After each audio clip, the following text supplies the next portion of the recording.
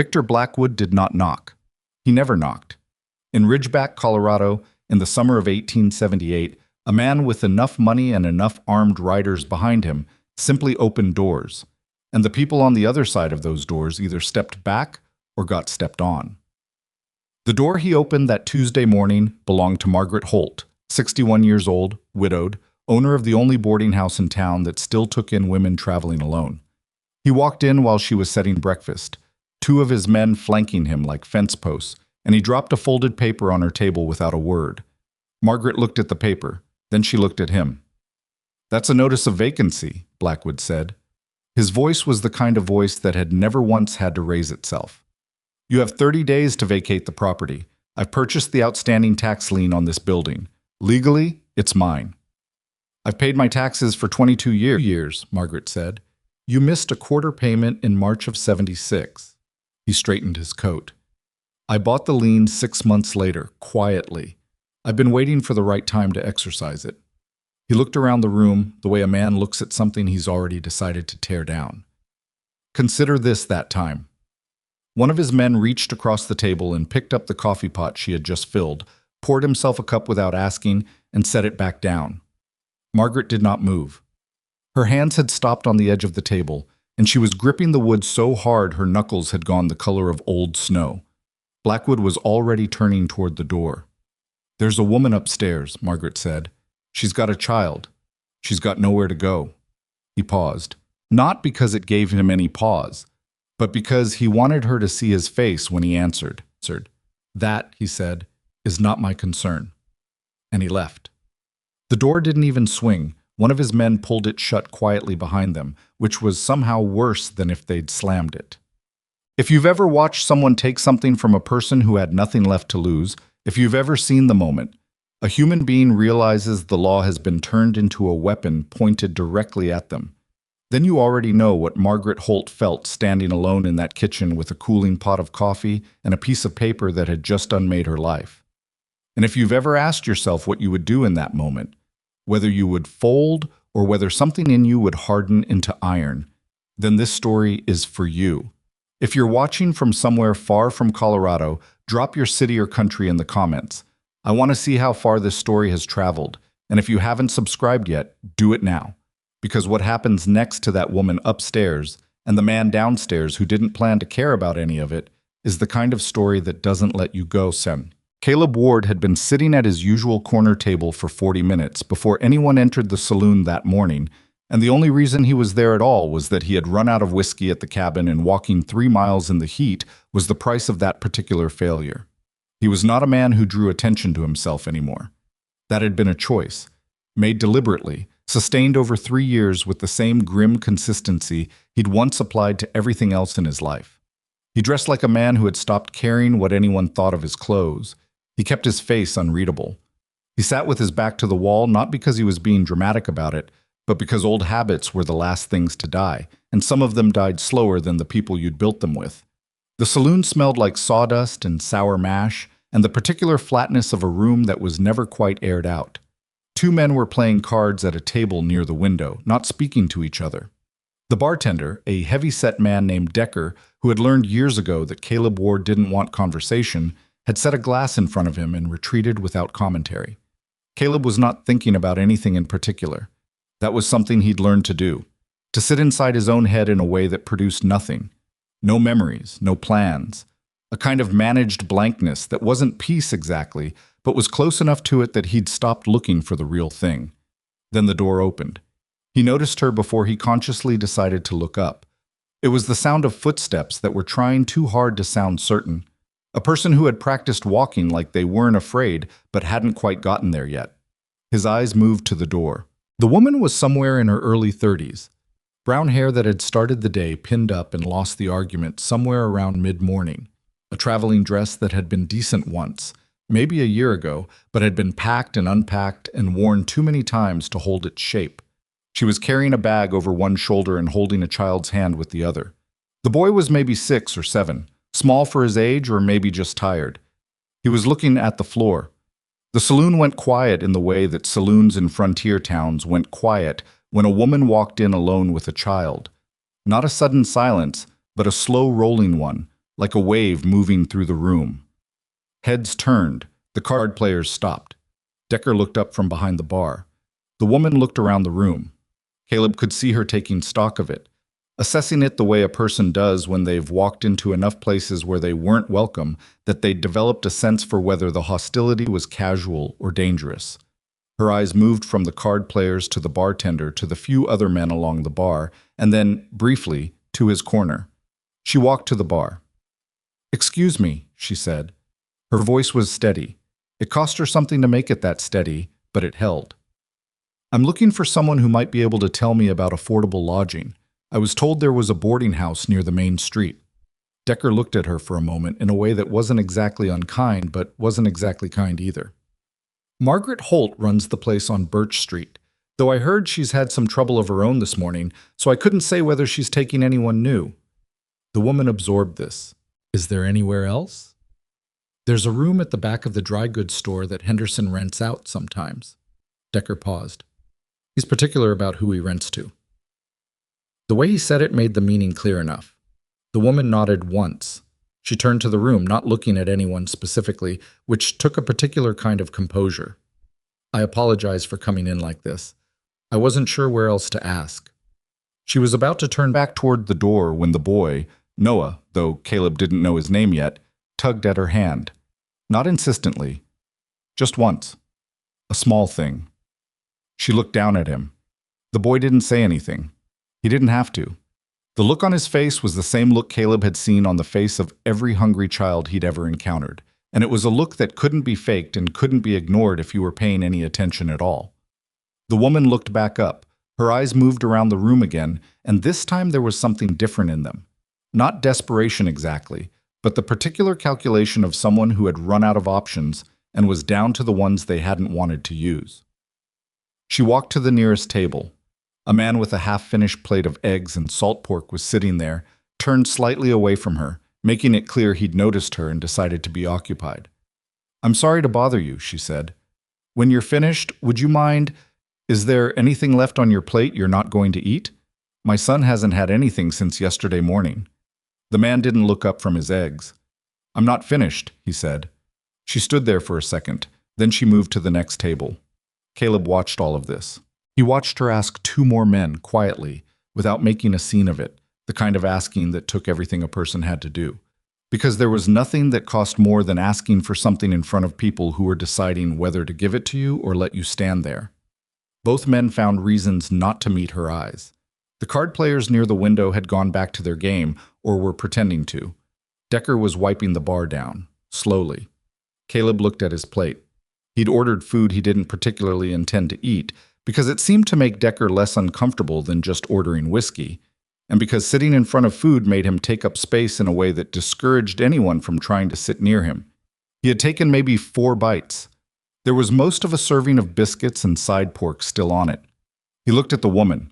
She was at the last table before the door, the last possibility in the room.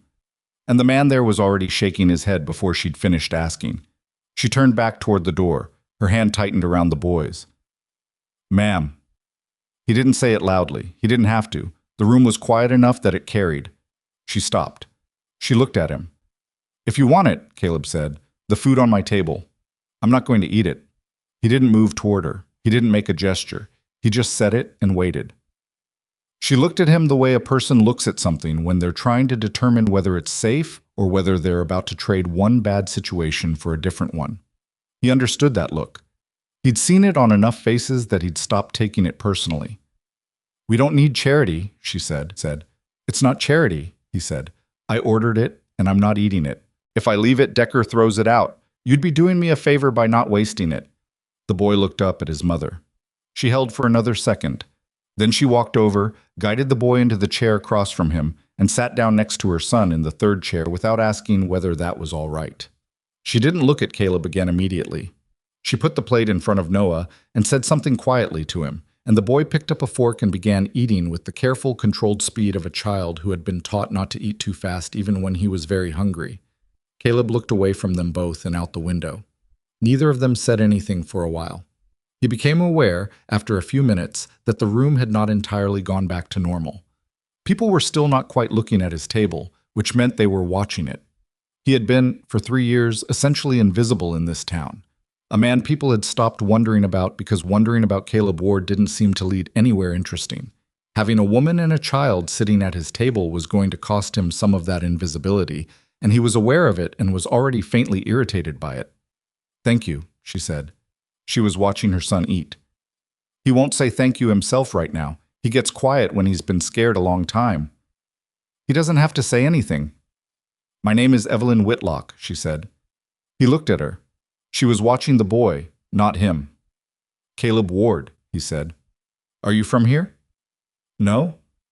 She seemed to accept this as the end of that line of inquiry. "We came from Pueblo. We've been traveling for 9 days." He didn't ask why, not yet. "The woman at the boarding house," Evelyn said. "Do you know if she's reliable? Margaret Holt?" "She's the best option you've got in this town. She doesn't ask unnecessary questions." "That's exactly what I need." He heard something in that, not just the words, but the particular weight of them. The way she said it told him that what she needed was someone not to ask questions, and that there was a very specific reason why. He looked at her again. Her composure was real. That was the first thing he'd clocked about her. It wasn't the composure of someone who wasn't afraid. It was the composure of someone who was afraid all the time and had gotten skilled at not showing it. Those were different things, and only one of them was actually useful in a difficult situation. The second kind, the practiced kind, was the kind that held until it absolutely couldn't anymore, and then it broke completely. He'd seen that happen enough times to recognize the strain around the edges. She had a bruise on her left wrist, old enough to have gone yellow at the edges. She'd pushed her sleeve down at some point, probably when she walked in, and it had ridden up slightly when she sat down. He looked away before she noticed him looking. "There's trouble following you," he said. He said it the same way he'd offered the food. Not as a question, but not as an accusation either. Just a thing he'd observed and was naming. She was quiet for a moment. "That's why I need someone who doesn't ask questions." "I'm not asking you one." She looked at him then, really looked, in a way she hadn't quite done yet. He sat still under it. He'd learned a long time ago that the worst thing you could do when someone was assessing you was to move. "No," she said finally. "You're not." Noah had eaten through most of the plate. He'd slowed down now. Not because he wasn't hungry, Caleb suspected, but because the initial sharp edge of it had been taken off, and the rest of him was starting to notice that he was sitting in a saloon in a strange town next to a man he didn't know. He glanced up at Caleb once, quickly, and then looked back at his food. "What's your name?" Caleb said to him. Not intrusively. Just factually, the way you asked a kid a question when you weren't trying to make it into a thing. The boy looked at his mother. She gave a small nod. "Noah," the boy said. His voice was smaller than he was. "How old are you, Noah?" A pause. 7. "Long trip from Pueblo." Noah didn't answer that. He went back to his food. Caleb looked at Evelyn. She was watching her son with an expression that he recognized without being able to name it immediately. The particular look of a parent watching a child and being grateful the child is still there to watch. He'd carried a version of that look himself once, long enough that he remembered exactly what it felt like from the inside. He picked up his whiskey glass. It was mostly empty. He'd been nursing it. "There are 2 riders who've been at the edge of town since yesterday," he said. "Came in from the South Road. They're staying at the Miller place, which is on the outside of town, not at the inn. That's unusual." She had gone very still. "They're not asking questions in the saloon or the general store," he continued. "Men who come to town on legitimate business ask around. Men who already know what they're looking for don't." He set the glass down. "Those men know what they're looking for." The boy had stopped eating. "Noah," Evelyn said quietly, "why don't you have the last biscuit?" It was the way she said it, the deliberate evenness of her voice, constructed entirely for the child's benefit, that told Caleb exactly how hard she was working right now to keep her face from showing what was happening behind it. "You knew they were behind you," he said. "I was hoping I'd lost them in the hills east of town." "You didn't." "No," she said. "I didn't." He turned the empty glass in his hand once and then set it down flat. "What do they want?" he said. She looked at him. The calculation was back in her eyes. Not distrust exactly, but the careful measurement of how much to say and to whom, The particular arithmetic of a person who had figured out the hard way that telling the wrong person the truth was worse than saying nothing at all. Documents, she said finally. Yours or someone else's? Mine, but they belong to a lot of people. She paused. They prove that Victor Blackwood has been stealing land for 8 years from families who couldn't fight back. The name landed in the room like a stone dropped in still water. Even Decker, who was all the way across the room and pretending not to be paying attention, went slightly more still. Caleb looked at her for a long moment. Victor Blackwood. He knew the name the way everyone in the Colorado Territory knew the name, the way you knew a weather pattern that had been causing disasters for years. Blackwood owned mines, cattle operations, and stretches of land that had been growing steadily for a decade, in the way that land owned by powerful men tended to grow, by absorbing what was adjacent to it.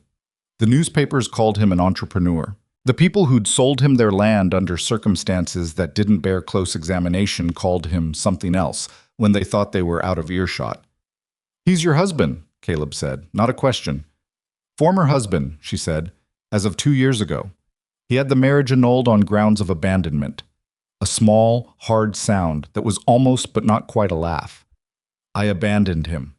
Because I took our son and left the night after he burned a Homestead family's house down because the father wouldn't sell. Caleb said nothing. I took the documents with me when I left, she said. I've been trying to get them to a federal court ever since. He's had men on me the whole time. 2 years, Caleb said, on and off. He found us in Santa Fe and we ran, found us in Las Animas. Ran again. She watched her son, who had finished eating and was sitting quietly, leaning slightly against her side in the way children did when they were trying to be less visible. Ridgeback was supposed to be somewhere small enough that we wouldn't be noticed while I arranged a way to get to Denver. You're noticed now. Yes. She looked at him directly. I know. He studied her face. The composure was still there, but it was thinner than it had been when she walked in. She was tired in a way that went past the physical, the kind of tired that settled into the bones and stayed there. She'd been running for 2 years with a child and a bag of documents that could destroy a very powerful man, and the only thing that had kept her going this long was probably the same thing that had made her walk into this saloon and ask strangers for food without looking away. A specific, quiet, unshowable stubbornness that she'd probably had her whole life, and had just never had this much occasion to use. He turned the glass over on the table. He looked at it. The cabin I live in is 3 miles north, he said, up past the Timber Ridge. Nobody goes up there because there's nothing up there to go to. He looked at her. It's not comfortable. It's 1 room, and it's meant for a man who lives alone and hasn't seen any point in improving it. She looked at him. It would get you out of town tonight, he said, out of the reach of those 2 men, until you work out what to do next. She was quiet. You don't know me, she said. No. We have no reason to trust you. Also correct. So why would you offer that? He didn't have a neat answer to that. He thought about it for a moment, genuinely thought about it, which was not something he often bothered to do anymore, because the honest answer was something he hadn't examined yet and wasn't sure he was ready to. Because the boy's scared, he said finally, and I remember what that's like. She held his eyes for a moment. Something shifted in her face, not softening exactly. More like the specific recognition of someone who has heard a true thing said plainly. All right, she said. Noah looked up at his mother and then at Caleb. He was hard to read, the way kids got when they'd learned early on that reading people wrong had consequences. There are 2 things I need from you, Evelyn said, before I agree to anything. All right. You don't ask me to give you the documents, not under any circumstances. Not if I'm unconscious, not if someone puts a gun to your head. You don't hand them over. That's one thing, he said. And second, if something happens to me, you get Noah to Denver. There's a lawyer there named Aldous Crane. He's been waiting for these documents for 6 months. You give them to him, and you don't let go of Noah until that man is standing in front of you. He looked at her for a long moment. That's not a small thing you're asking, he said. No, she agreed. It isn't. Outside, somewhere along the main street, a horse shifted and one of its shoes rang on packed dirt. A small sound. Not unusual. But Caleb's eyes moved to the window anyway, automatically, and stayed there for a second. I know what Blackwood's men do when they find someone who's been helping us, she said quietly. I'm not going to pretend I don't. If you want to take back the offer, I'll understand it. He looked back at her. I didn't take it back, he said. She nodded once. She reached down and adjusted her bag on the floor beside her chair. A small, automatic gesture, checking that it was still there, still closed.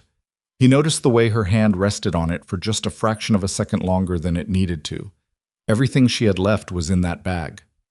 Can I ask you something? She said. You can ask. You said you remember what it's like, being scared like that. When was that? He was quiet for a moment. I had a daughter, he said. Her name was Clara. She was 4 years old. He turned the glass once on the table. She died of fever 3 years ago, same summer I came here. Evelyn didn't say she was sorry. He appreciated that. Most people, when he told them, which was almost never, felt compelled to fill the space with something that ultimately served their own discomfort more than it served him. She just looked at him steadily, with the kind of recognition that passed between people who had each carried something they were still carrying. And your wife? She said. Same fever. Took them both in 11 days. The room around them had settled back into its own quiet. The card players were murmuring. Decker was moving around behind the bar. The ordinary machinery of a saloon in a Colorado frontier town, going about its afternoon, entirely unaware that at the corner table something had just shifted that would not shift back. I'm going to go to Margaret Holt's boarding house, Evelyn said. I'll walk there. Normally. In plain sight. It's better if I'm seen doing something ordinary. She looked at him. We leave at dark? Before, he said. I want to be clear of the main road before anyone's lit their lamps. She nodded. She stood up.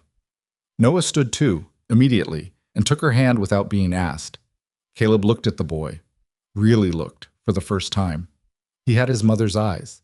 Not the color, those were different, but the quality. A steadiness in them that was too old for a 7-year-old. The kind of eyes that had been watching the world carefully for longer than they should have had to. Thank you for the food, Noah said. He said it quietly, to the table more than to Caleb, but he said it. Any time, Caleb said. He watched them walk toward the door. At the threshold, Evelyn paused and looked back once. She didn't say anything else, she just looked, and he met it, and she turned, and they were gone. Decker appeared at his elbow a moment later with the whiskey bottle. Don't, Caleb said. Decker stopped. Don't ask. Don't speculate. Don't repeat anything that happened at this table. Decker looked at him for a long second. Then he set the bottle down and walked back behind the bar.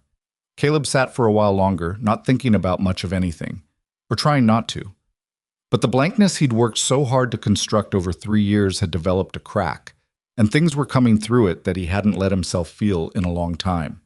He recognized the weight of having just made a decision. Not just an offer, a decision. There was a difference, and some part of him that had been asleep for a very long time knew the difference. He picked up his glass, looked at it, set it down. Outside the saloon window, the summer afternoon was going on without him. Somewhere on the south edge of town, 2 men who worked for Victor Blackwood were waiting. They were patient, those kinds of men. They were always patient. They'd learned that patience was cheaper than force and usually more effective because people who were being watched always eventually made a move, and that move was what they were waiting for. Caleb thought about that. He thought about a 7-year-old boy eating leftover food in a saloon and saying thank you to the table. He thought about what it felt like to be 3 years into not caring about anything, and then, in the space of an hour, to care again. It was not a comfortable feeling. He'd expected that. He picked up his hat from the table, settled it on his head, and stood up. 3 miles north, past the timber ridge, where nobody went because there was nothing there to go to. He walked to the door. He pushed it open. The afternoon heat hit him like a wall, and he stepped out into it and started walking, and did not look back at the saloon, and did not look toward the south edge of town where the 2 riders were, and thought about nothing except the road ahead of him, and what he was going to need to move before nightfall. 3 years was a long time to stop caring. Apparently it wasn't long enough. He had the cabin as ready as it was going to get by the time the sun dropped behind the ridge. That wasn't saying much. He'd cleared his extra blanket off the floor hook and put it on the cot near the wall, moved the stack of old survey maps off the table so there was room to set something down, and swept out the worst of the accumulated dirt with a broom that was itself in need of replacing. The cabin was what it was: 16 feet by 18, a single window facing east, a wood stove in the corner that drew reasonably well if you managed the damper, a floor that had been rough cut and never finished.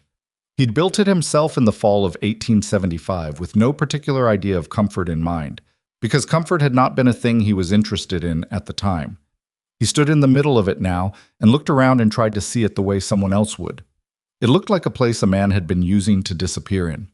He didn't have time to make it into anything else, so he stopped looking at it and went outside to wait. They came up the trail 40 minutes later. He heard them before he saw them, not because they were being loud, but because the mountain was quiet enough at dusk that the sound of a child's footfall on loose shale carried. He'd positioned himself near the woodpile where he could see the lower trail without being visible from it, an old habit, and he watched them come up the last 100 yards of the climb. Evelyn was carrying both bags now. She'd redistributed them somehow so that Noah wasn't carrying anything, and she was managing the weight without making a production of it, though he could see it in her shoulders. The boy was keeping pace beside her, not complaining, watching the ground. They'd come through the timber and up the east side of the ridge, which was the longer way but kept them off the main north road, exactly as he'd told her to. She'd followed the directions precisely. He noted that. "No trouble?" he said when they were close enough. "A man at the edge of the south road," she said. "He was watching the boarding house. We left through the kitchen. He see you?" "I don't know." She set one of the bags down on the ground and straightened up and pressed her hand flat against her lower back for a moment. "Maybe. We moved fast." Caleb looked down at Noah. "You doing all right?" The boy looked up at him. "Yes, sir." It was the most formal thing he'd ever heard a 7-year-old say. The kind of yes, sir that had been practiced until it became automatic. The answer of a child who'd learned that the right response to an adult's question was the one that caused the least follow-up. "There's water inside," Caleb said, "and I've got cornbread from yesterday. It's not going to win any prizes." Noah looked at his mother. She nodded. He looked back at Caleb and said, "Thank you, sir," again in that same careful voice. They went inside. He'd lit the lamp by the time they got settled, and the cabin in lamplight was marginally better than the cabin in plain daylight. The shadows softened the worst of it. Evelyn set the bags against the wall near the cot, looked around once, and said nothing about the state of the place, which he appreciated. She sat Noah down at the table with the cornbread and a cup of water, and then stood near the window, slightly back from it, and looked out at the dark. "How long have you been in Ridgeback?" she said. 3 years, give or take." "Before that?" "Missouri. Before that, Kansas." She turned slightly. "You were a lawman." It wasn't a question. He looked at her. "The way you positioned yourself outside," she said, "and you watched the trail without standing where you could be seen from it. And you knew exactly which 2 men out of however many strangers passed through this town were the ones following us." She looked back out the window. "That's not frontier instinct. That's training." "Deputy Marshal," he said. "Kansas, mostly. Sometime in the territories." "Why did you stop?" "My wife got sick." He said it without any particular inflection. "We came out here because the elevation was supposed to be better for her lungs. It wasn't." He paused. "After, I just stayed." She didn't push it further. He was beginning to understand that she had a sense for exactly how far into something to go and when to stop, which was a rarer quality than most people realized. "These men Blackwood sent," Caleb said. "Do you know them specifically? Names, backgrounds?" She came away from the window and sat in the other chair at the table, across from Noah, who was eating the cornbread with the same quiet focus he'd brought to everything else. "The one at the South Road. I've seen him before. In Las Animas. His name is Doyle. He's not the one I'm worried about." "Who are you worried about?" She was quiet for a moment. "There's a man named Silas Crow. He's been with Blackwood for 4 years. He doesn't—" She glanced at Noah, measured something, and continued more carefully. "He's not the kind of man who makes noise. He doesn't ride in fast and make demands. He finds out where you're going to be and he's already there. A tracker. More than that. He thinks ahead. When he found us in Santa Fe, we'd only been there 5 days and we hadn't told anyone where we were going. He'd worked it out from the route we'd taken out of Pueblo. What towns made sense from what direction. She folded her hands on the table. Doyle and his partner are here to watch and report. Crow will follow the report. Caleb absorbed this. How much time do you think we have? If Doyle saw us leave the boarding house and sends word tonight, 3 days, maybe 4. Crow doesn't hurry. He doesn't need to. Then we need to be out of Ridgeback in 2, Caleb said. Evelyn looked at him steadily. You said we. You're coming with us. I said I'd get you to Denver. Last night you offered us a place to stay. That was one thing. It was always more than one thing, he said. You knew that when you agreed to come up here. She held his eyes for a moment, and he could see the things she was working through. Not distrust of him specifically, not anymore, but the habit of distrust, the well-worn groove of it that 2 years of running had carved into her. The reluctance to let anyone further into the situation than absolutely necessary, because every person who knew was a person who could be found and pressured and used. I've gotten 2 other people hurt, she said quietly, trying to help us. A man in Trinidad let us stay in his barn, and 3 of Blackwood's men came back and burned it. A woman in Walsenburg tried to mail a letter to Aldous Crane on my behalf, and She stopped. She lost 2 fingers. He said nothing. I'm not telling you this to frighten you, she said. I'm telling you so that you know what you're saying yes to. I know what I'm saying yes to. You can't possibly.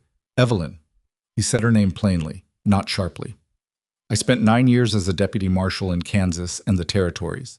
I have put men in front of federal judges who did not want to go there and had the resources to resist going. I am not unfamiliar with what powerful men do when they want something and someone is in the way. He looked at her directly. I'm not saying yes to this because I don't understand it. I'm saying yes in spite of understanding it. The silence stretched out for a moment. Noah had stopped eating. He was looking at Caleb with those 2 old eyes, not saying anything. Okay, Evelyn said finally. It wasn't agreement so much as a door opening. A small one, but open. Tell me about the documents, Caleb said. Specifically. Not what they prove in general, what they are, physically, and how you've kept them safe for 2 years while moving constantly. She reached down to the bag at her feet. She didn't open it immediately.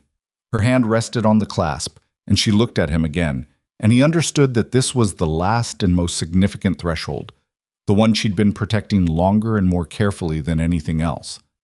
She opened the bag. What she took out was a leather document case, the kind used by lawyers and land surveyors, old enough to have darkened along the edges. She set it on the table. She didn't open that either, not yet. There are 43 documents in here, she said. Original deeds, survey records, transfer papers, and copies of bank drafts. They cover 11 land transactions going back 8 years. Each one shows a property being acquired by a shell company that Victor controls under a different name, a company called Harland Ridge Holdings. Never heard of it. That's the point. He set it up in New Mexico territory under a proxy name, a man named Thomas Geddes who exists on paper but not in practice. She tapped the case. The bank drafts show money moving from Blackwood's primary accounts through 2 intermediary accounts before landing in Gettys's name, and the deeds show those properties being transferred back to Blackwood's main holdings within 18 months of acquisition. He launders his own land purchases through a fake company, so that the families he pressures to sell have no legal recourse against Blackwood personally. The entity that bought them out, Harland Ridge Holdings, exists only on paper. By the time anyone tried to pursue it legally, there would be no assets to attach. She paused. Victor is not a stupid man. He built this very carefully over 8 years. I found out about Harland Ridge because I was managing his household accounts. I noticed payments to legal offices in Santa Fe that weren't in any of the ledgers he showed me. I started looking. He didn't know you were looking. Not until I left. She glanced at Noah again. The boy was watching his mother's face now with the stillness of a child who has sat through adult conversations about terrible things often enough to know not to interrupt them. When I left, I took the documents I'd copied and the originals I could access without breaking into his safe. The ones in his safe? Those are the bank drafts. These took longer to get. How did you get them? A pause. His accountant in Pueblo, a man named Forster. He'd been keeping parallel records because he was afraid of what would happen to him when Victor eventually needed someone to take the blame. He gave me copies 6 months after I left, when Victor started threatening him too. Where's Forster now? She was quiet. Ah, Caleb said. He disappeared in February. Victor's lawyers put out a statement saying he'd resigned and moved to California. I don't believe that. He looked at the document case on the table between them. 43 documents, 11 transactions, 8 years of careful, patient fraud, built on the backs of families who'd had no idea what they were walking into when a polite man with good lawyers came to talk to them about buying their land. Aldous Crane, he said. The lawyer in Denver. How did you find him? A judge in Pueblo. A circuit judge named Farnsworth, who was one of the few people Victor hadn't been able to buy or scare off. He gave me Crane's name 9 months ago and told me if I could get the documents to him, Crane had the connections to get them in front of a federal court. She closed the document case and set her hand flat on top of it. Farnsworth died in April. Heart failure, supposedly. Caleb looked at her. Victor doesn't leave useful people standing for long, she said. There was no drama in how she said it, just the flat, factual weight of something she'd had a long time to accept. He got up from his chair and went to the wood stove and checked the fire, more to give himself something to do with his hands than because it needed checking. The cabin was warm enough. He stood there for a moment with his back to the room and thought about the shape of what she'd laid out for him. The thing about men like Victor Blackwood, he'd seen the type, not this specific man but the particular genus of man, was that their power didn't come from any one thing. It came from layers. Legal layers, financial layers, physical intimidation, and the more subtle and more effective intimidation of simply demonstrating, consistently, over years, that bad things happened to people who got in the way. Not always dramatic bad things. Sometimes just quietly bad things. A business that suddenly lost its licenses. A man who found himself unable to get credit at any bank in the territory. A judge's unexpected health failure. You couldn't fight that kind of power with a gun. He'd learned that. It was the hardest thing a lawman learned, and a lot of them never did. You fought it with paper. With the right paper, in the right hands, in front of the right court, before the man who built the layers had time to dismantle them. He turned back to the room. We go to Denver, he said, but not on the main road. Evelyn looked at him. That adds days. It adds 3 days. It subtracts the risk of Crow or anyone else Blackwood sends being able to position themselves ahead of us, which they can do easily on any route that's predictable. He came back to the table and sat down. I know routes through the mountains that don't appear on any commercial map. I used them when I was working the territories. Abandoned mining tracks, seasonal stock roads, a pass through the southern Rockies that most people consider impassable in summer because the last half mile is bad going. It's not impassable. It's just uncomfortable. Noah can manage it, she said. It wasn't a boast. She said it the way she said most things, as a simple statement of a known fact, one she'd tested enough times to be confident of. The boy, hearing his name, looked up. He's tougher than he looks, she said. I can see that, Caleb said, and he meant it. Noah looked at him for a moment with those careful eyes, and something in the boy's face shifted. Not much, not dramatically, but something. The particular tiny adjustment of a child who has been told something about himself that he recognized as true but hadn't expected an adult stranger to notice. He looked back at the table. It was fully dark outside by now. The lamp threw a small, steady circle of light over the three of them at the table, and beyond the window there was nothing but the mountain and the dark sky above it and whatever was moving in it. I need to go back to town in the morning, Caleb said. I need supplies for a 5-day trip, and I need to see what Doyle does overnight. You can't go back there, Evelyn said. If they saw us leave together, they didn't. I left the saloon an hour before you went to Holt's boarding house. As far as anyone in town knows, I offered a woman and her boy some leftover food and then went home. He paused. I've been invisible in that town for 3 years. I know how to stay that way. She looked at him with an expression that was partway between doubt and something more complicated. You've been making yourself invisible. That's different from actually being invisible. He acknowledged this with a slight tilt of his head. I'll be careful. Being careful is what I've been for 2 years, and it keeps almost being enough. Almost, he said, means you're still here. She was quiet for a moment. Then she said, There's something else you should know about what the documents contain. She folded her hands on the case again. 3 of the 11 transactions involve properties in Clear Creek County, ranches, 2 cattle families and 1 timber operation. She paused. The timber family's name was Ward. He went very still. Thomas and Catherine Ward, she said. They sold their claim in March of '73. The paperwork shows it was a voluntary sale at market value. But there's a letter in here from Catherine Ward, written 6 months after the sale, in which she describes being told by Blackwood's men that if they didn't sign the transfer documents, their eldest son would not come home from his next trip to town. She held his eyes. I don't know if they're related to you. He didn't move for a long moment. They're not, he said.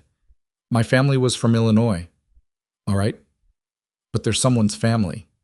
Yes, she said. They are. He looked at the document case. He thought about 11 transactions and 43 documents and the particular weight of paper that contained the recorded machinery of a man's cruelty. Not the dramatic cruelty, not the burning barn or the missing accountant, but the patient, documented, legally constructed cruelty of someone who had figured out how to make suffering look like commerce. Try to sleep, he said. Both of you. I'll be up through the early part of the night watching the lower trail. If anything moves, I'll hear it. Evelyn looked at him. You don't have to. I know I don't, he said. Sleep. She held his eyes for another beat. Then she stood up and moved the lamp to the shelf near the cot and began getting Noah settled. He watched the boy submit to being arranged, coat off, boots off, settled under the blanket with the matter-of-fact compliance of a child who had learned to sleep wherever and however he was told to, because there was often no alternative. Mama, Noah said quietly when she had pulled the blanket up. What? Is the man going to come with us? A pause. Yes. He's going to help us get to Denver. The boy was quiet for a moment. Is he going to be okay? The bad men, are they going to hurt him? Evelyn didn't answer immediately. Caleb, who was near the door and could hear the conversation without appearing to listen to it, kept his eyes on the window. He knows how to take care of himself, she said. But is he going to be okay? Another pause, longer this time. I don't know, baby, she said. But he's choosing to come. That matters. Noah seemed to accept this. A minute later, from the silence near the cot, Caleb could tell the boy was already most of the way to sleep. He opened the door quietly and stepped outside into the dark. The mountain air was cold after the warmth of the cabin, a real cold, the kind that still lived at elevation even in summer after dark. He stood near the woodpile where he could see the trail and let his eyes adjust and listen to the night. Somewhere in the middle distance, something small moved through the brush. A rabbit or a fox, something low and fast, then quiet again. He thought about Silas Crow. Patient men were the worst kind of opponent because patience looked like stillness, and stillness looked like absence, and absence made you believe you had more time than you did. He'd encountered 2 or 3 men in his years as a deputy who operated that way, who would simply wait and observe and follow the logic of a situation forward to its inevitable conclusion and position themselves at that conclusion before you arrived there. The way Evelyn had described Crow's method in Santa Fe, working backward from their route to determine where they'd go rather than chasing them from where they'd been, that was not a tracker's instinct. That was a particular kind of analytical intelligence, and it was considerably more dangerous than someone who was simply good at following signs on a trail. He thought about the route through the mountains. The pass he had in mind was not a secret exactly, but it was rarely used because the approaches were poor, and the last section required traversing a slope that shed loose rock in warm weather. He'd used it twice, once to bring in a prisoner and once to get out of a situation fast, and neither time had felt particularly safe. But he knew the slope, and he knew the right-hand side of it was more stable than it looked, and he knew where the footing held. The question was not whether they could get through. The question was whether Silas Crow, given enough information about their general direction, could predict the route and be waiting at the far end of it. He didn't know the answer to that, which meant they needed to move faster than they'd planned and leave less trail than was comfortable. He stood at the woodpile for another hour, watching the dark and listening. Nothing came up the trail. The mountain was quiet in the specific way that mountains were quiet at night, not empty, but settled into itself, indifferent to the particular anxieties of the people moving through it. Eventually he went back inside. Evelyn was not asleep. She was sitting in the chair near the window with her knees drawn up and her head resting against the wall, eyes open. She looked at him when he came in. Nothing, he said quietly. She nodded.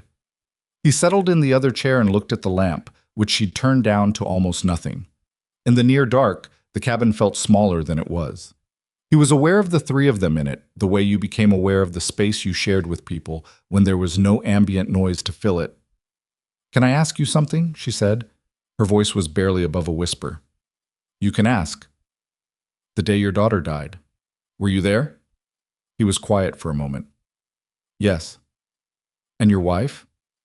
"Yes." She looked at the window. "I ask because I wasn't there when my father died. I was 3 towns away trying to get help. He was sick for 2 weeks and I didn't..." Stopped. "I've never told anyone that." He looked at her in the low light. "I don't know why I told you," she said. "Maybe because it's dark and you're tired and neither of us is going anywhere." She let out a breath that was almost a laugh. "Maybe." The lamp guttered slightly, steadied. "He would have liked you," she said. "My father. He had a thing about people who just did what needed doing without making a speech about it." Caleb said nothing.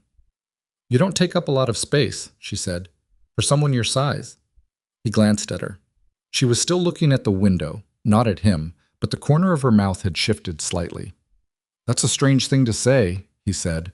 "I've been running for 2 years," she said. "I noticed the space people take up." He thought about that. Outside, the mountain made no sound. "Try to sleep," he said again. "Morning comes fast up here." She didn't argue.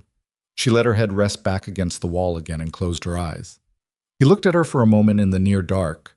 The line of her jaw, the way her hands had finally unclenched from where they'd been tight in her lap, her chest rising and falling with something that was moving towards sleep. He looked away.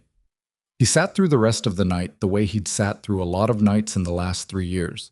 Not comfortably, not peacefully, but with the practiced endurance of a man who had given up expecting nights to be either of those things. The difference was that tonight the endurance had a purpose. There was something on the other side of it that mattered. He hadn't had that in a long time. He wasn't sure yet what to do with it. In the corner near the cot, Noah slept without making a sound, as still as a child who had learned that being heard at night sometimes had consequences. And the cabin sat on its mountain in the dark, and the trail below it was empty, and somewhere to the south, a man named Silas Crow was turning over information and drawing conclusions with the patient, methodical intelligence of someone who was very good at his work. They had 2 days, maybe less. He was back from town before noon. Evelyn heard him on the trail before she saw him, the particular rhythm of his footsteps, already distinct from the general sounds of the mountain after less than a day, which told her something about how attuned she'd become to listening for things that mattered. Noah heard it too and looked up from the corner where he'd been sitting with a stick, drawing shapes in the dirt of the cabin floor. He didn't say anything. He just looked at the door and waited. Caleb came in and set a canvas pack on the table and didn't immediately speak, which she'd already learned meant he was organizing what he needed to say rather than that something had gone badly wrong. If something had gone badly wrong, she suspected, he would have come through the door differently. "Doyle's gone," he said. She felt the bottom of her stomach drop. "He left before sunrise," Caleb said. "His partner, too. Both horses gone from the Miller place. Nobody saw them go." He started going through the pack, checking what he'd brought. "I talked to 3 people in town, casually. The feed store, the dry goods, Decker at the saloon. Nobody mentioned seeing them leave, which means they left quietly and early, which means they weren't done. They were going to report." "Crow," she said, "or whoever Crow reports to. Either way, the clock we had is shorter now." He looked at her. "We leave today. This afternoon, before 3. She looked at Noah. He was watching Caleb with that still expression of his. "We can be ready in an hour," she said. "There's something else." He pulled a folded piece of paper from inside his coat and set it on the table. "There was a man at the feed store this morning I didn't recognize. Not from Ridgeback. He wasn't buying anything. He was reading a notice on the wall and taking a long time about it." He tapped the paper. "I wrote down what I could remember of his description after I left. Average height, dark coat, narrow in the shoulders. Patient eyes." She looked at the paper without touching it. "That could be anyone." "It could be. But he watched me leave and he didn't go back to reading the notice." He folded the paper and put it back in his coat. "I'm not saying it's Crow. I'm saying we move like it is." She nodded. They were on the trail by 2:30. Caleb carried the larger pack.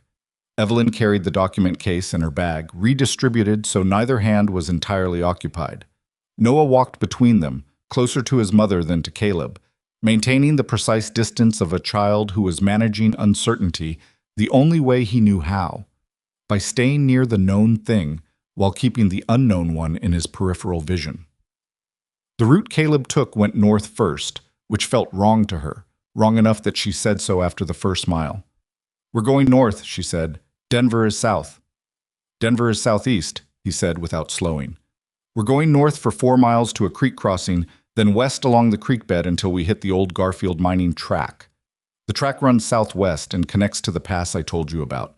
Anyone following from Ridgeback will expect us to go south or east.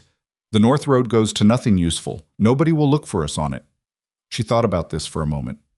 "And if Crow doesn't follow from Ridgeback? If he's already ahead of us?" Caleb was quiet for a step or two. "Then the pass is either safe or it isn't, and we find out when we get there." That's not a comforting answer. "No," he agreed. "It isn't." Noah, walking between them, said nothing. But she felt his hand find hers and hold it, and she squeezed back once and kept walking. The creek crossing was exactly where Caleb said it would be. A ford about 30 feet wide, the water running fast and cold off the snowmelt above, knee-deep at the middle. He crossed first, testing the bottom with each step, and then came back and carried Noah across on his back without being asked. The boy held on without complaint, his chin tucked over Caleb's shoulder, his eyes on the far bank. Evelyn crossed herself, holding the document case above her head, the cold water shocking against her legs. She made it across without falling, which she counted as a specific victory given the state of the creek bottom. On the other bank, Noah slid off Caleb's back and stood for a moment looking at the water they'd just crossed. "We're not going back that way," the boy said. It wasn't a question. "Not today," Caleb said.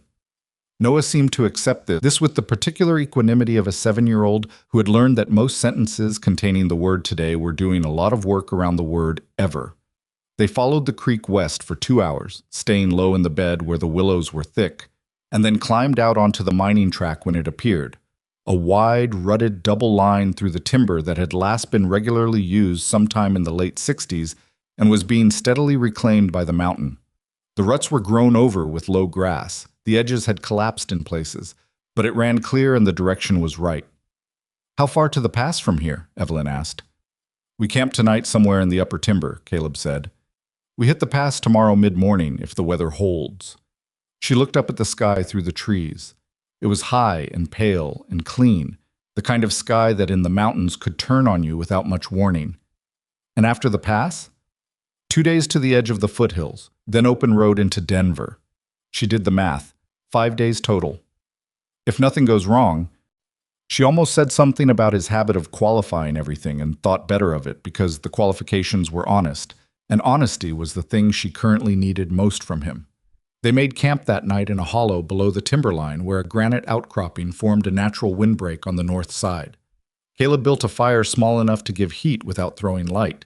She noticed that, the care of it, and they ate from what he'd brought from town, salt pork and hardtack and dried apple, and drank boiled creek water that tasted of minerals and cold. Noah ate without complaining and fell asleep before Caleb had finished banking the fire. She watched the boy for a moment in the firelight. "He doesn't complain," she said quietly. "No," Caleb said. "He doesn't. He used to, before." She paused. "He used to complain about everything. His shoes were uncomfortable. The food was wrong. Why couldn't they stay somewhere longer? Ordinary 7-year-old complaints." She looked at the fire. "He stopped about 8 months ago." Caleb was quiet. "I don't know which I'd rather have," she said. "The boy who complained or the one who doesn't?" "The one who complained," Caleb said. She looked at him. "Obviously," he said. Not unkindly. She looked back at the fire. "Yes, obviously." They were quiet for a while. The mountain around them made its usual sounds. Wind in the upper timber, something distant and small moving through brush. The fire snapped once and settled. "Tell me about Crane," Caleb said. "The lawyer." "Aldous Crane. He's been in Denver for 12 years. He started as a land title attorney, which means he knows exactly how these transactions work and exactly where the fraud is in Blackwood's documents. He's handled 3 federal land cases before. She shifted where she was sitting. Judge Farnsworth told me Crane had already been looking into Blackwood on his own, from a different angle. A complaint from a rancher in Jefferson County who claimed his title had been altered after the sale. He couldn't prove it then. What I have gives him the proof. What about the federal court in Denver? Who's the sitting judge? She hesitated. A man named Hargrove, circuit judge. I don't know much about him. I do, Caleb said. He was a land claims judge in the Kansas territories in 71 and 72. I testified before him twice. He was fair, didn't care who the money was behind. He paused. I don't know if he's still the same man he was then. 10 years changes people. But he was fair once. That's more than I have anywhere else, she said. He nodded. She pulled her coat tighter. The night had gone cold fast the way mountain nights did, as if the sun was the only thing that had been arguing against the temperature, and once it left, the cold immediately won the argument. Can I ask you something about when you were a marshal? Deputy marshal. What's the difference? About 3 rungs on a ladder, he said. Go ahead. Were there ever cases where you knew what someone had done, you were certain of it, and you couldn't prove it, and they just continued on? He looked at the fire. More than I'd like to say. How did you manage that? He was quiet for a moment. Badly, mostly. She almost smiled. That's honest. The ones that got away were the ones I kept thinking about at 3 in the morning, wondering whether there was something I'd missed or whether they just had more lawyers than I had evidence. Whether the law was working the way it was supposed to, or whether it was just a mechanism that the powerful could run better than everyone else. He turned a piece of wood in the fire with the toe of his boot. I never found a satisfying answer to that. Do you believe in it? The law. Still. He looked at her. I believe in it the way you believe in a tool that works some of the time. It's not faith, it's more like an assessment of what's available. He paused. What you've got in that case. If Crane is what Farnsworth said he was, and Hargrove is what I remember him being, the law will work this time. Not because it always does, because the pieces are right. She considered this for a long moment. That's a strange kind of hope. I'm a strange kind of person, he said. She looked at him in the firelight. He was watching the flame, not her, and there was something in his face that she'd been noticing in increments since the saloon. Not openness exactly, but an absence of the closing off she'd expected from him. He was a man who had built a very thorough isolation around himself, and had then, almost without seeming to decide to, begun dismantling it. She wasn't sure he was fully aware of how visible that process was from the outside. You're not as closed off as you think you are, she said. He looked at her then. I'm plenty closed off. You noticed Noah was hungry before I asked you anything. You noticed the bruise on my wrist in the first 5 minutes. You described Doyle's position on the South Road from a single glance out the saloon window. She tilted her head slightly. That's not a man who's checked out of the world. Noticing things isn't the same as caring about them. You care about them, she said. You just haven't decided yet whether you're going to admit it. He held her eyes for a moment and then looked back at the fire without answering, which was, she had come to understand, his version of conceding a point. The second day on the trail was harder than the first. The mining track gave out at mid-morning, just stopped, the ruts ending in a wall of young aspen that had grown up in the 20-odd years since anyone had maintained the road. Caleb had expected this, or something like it, and he led them up and around through the aspen on a route she couldn't have followed alone, following some combination of terrain logic and memory that he couldn't entirely articulate when she asked him about it. You just know? She said. I've been up here before, he said, and the slope tells you things if you're paying attention to what water does. What does water do? It goes down. Everything that goes down can go up. He glanced back at her. Less useful in a legal argument, more useful on a mountain. Noah, climbing beside her, said, Does water always go down? Always, Caleb said. What about when it rains? A pause. That's a fair point, Caleb said. It was the first thing approaching an ordinary exchange she'd heard between them, and she felt something in her chest that she hadn't felt in long enough that she almost didn't recognize it. Something close to lightness. She didn't say anything about it. They reached the base of the pass approach at midday. She understood immediately why Caleb had described it the way he had.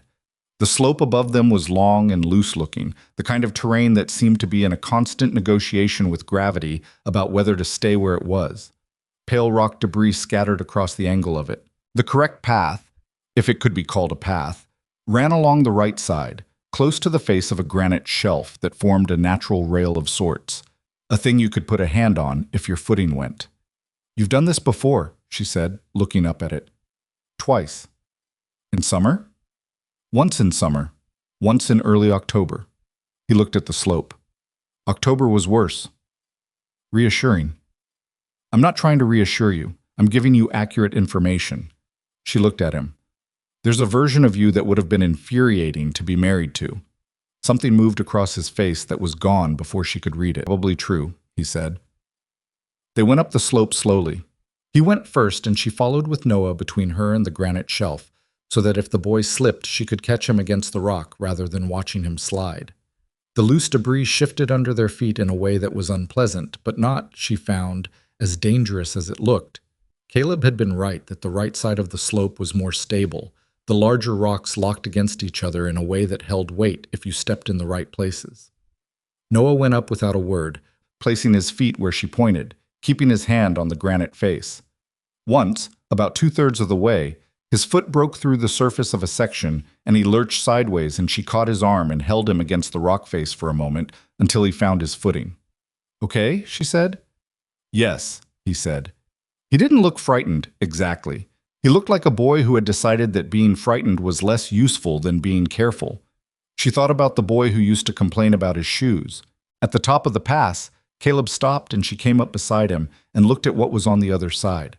The western slope was gentler, and the view opened out in front of them, in the specific way that mountain views open when you've been inside timber and rock for 2 days. Suddenly, all at once, the land running away from you in long, shallow ridges down toward a valley that was distant and blue-green and enormous. She stood there for a moment and just breathed it. Noah stood beside her and looked out at it. "Is that Denver?" he said. "That's the beginning of the way to Denver," Caleb said. "Denver's past those ridges. 2 more days." The boy studied the distance with the focused attention of someone working out a math problem. "So we're more than halfway." "Yes." Noah nodded as if this confirmed something he'd already calculated. Then he started picking his way down the western slope, carefully, without being told to. She watched him go. "He's going to be all right," Caleb said quietly, beside her. She didn't answer immediately. "I know he is," she said. "That's not what worries me." He waited. "What worries me," she said, "is that he's 7 years old and he's already better at this than most adults. And I'm not sure what that costs him." She paused. "I don't know what kind of man it makes." Caleb looked at the boy picking his way down the rocks. "The kind who knows how to keep going," he said. "Is that enough?" He was quiet for a moment. "I don't know. I know it's necessary." He started down the slope. "Come on." They camped that night on the western side of the pass in the timber, and the second night was quieter than the first. Not tense quiet, but settled quiet, the way a camp felt when the people in it had stopped being strangers. They ate without much conversation, and Caleb checked the perimeter without making a ceremony of it, and Noah fell asleep again quickly, curled on his side with his coat folded under his head. Evelyn sat up for a while after, listening to the mountain. "Someone's behind us," she said. Caleb looked at her across the fire. "What makes you say that?" "The birds went quiet on the east slope about an hour ago," she said. "They've been making noise all evening, and then they just stopped." He was very still for a moment. Then he stood up quietly and walked to the east edge of the camp and stood there in the dark, listening. She waited. He came back after 3 minutes. "Could be an animal," he said. But the way he said it was not the way a person said something they believed. "How long until we're off the mountain and onto open ground?" she said. "Tomorrow afternoon." "Then we leave before dawn," she said. He looked at her, then he nodded once. "Before dawn," he agreed. She woke Noah at 4 in the morning, in the dark, with a hand on his shoulder and her voice very quiet. He came awake fast. Another thing that had changed about him, that instant alertness, the old child who had taken 20 minutes to surface in the morning, entirely replaced by this one. "Are we going?" he said, not even drowsy. "We're going," she said. They were moving down the western slope in the dark. Caleb leading with a small hooded lantern that threw just enough light to see the next step and no further. The timber was thick, and the going was slow, and twice Caleb stopped them entirely and stood in the dark for a minute, listening, before moving on. The third time he stopped, she pulled up close behind him. "Something's wrong," she said low. "Something's different," he corrected. "I don't know yet if it's wrong." "What's different?" "The trail below us has been used recently. The grass in the ruts is bent wrong for deer." He knelt down and she couldn't see what he was looking at in the dark. "Horses, 2 of them. They came up from the west, not the east." The west. She felt the cold settle more completely into her. "They're ahead of us," she said. "They were ahead of us," he said. "They came up the western approach and they've stopped somewhere below, waiting for us to come down." He stood up. "Someone told Crow about this pass. You said it wasn't on commercial maps." "It isn't. But I told Decker I was going into the mountains for a few days when I got supplies. I didn't tell him which way.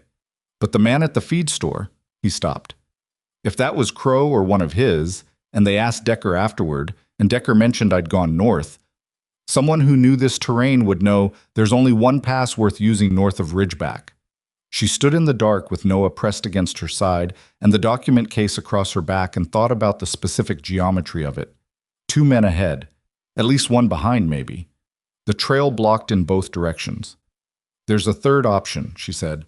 "Off trail." "Is it possible?" "It's rough going. It adds 6 hours at least, and we'd be in open timber for most of it. No path." He paused.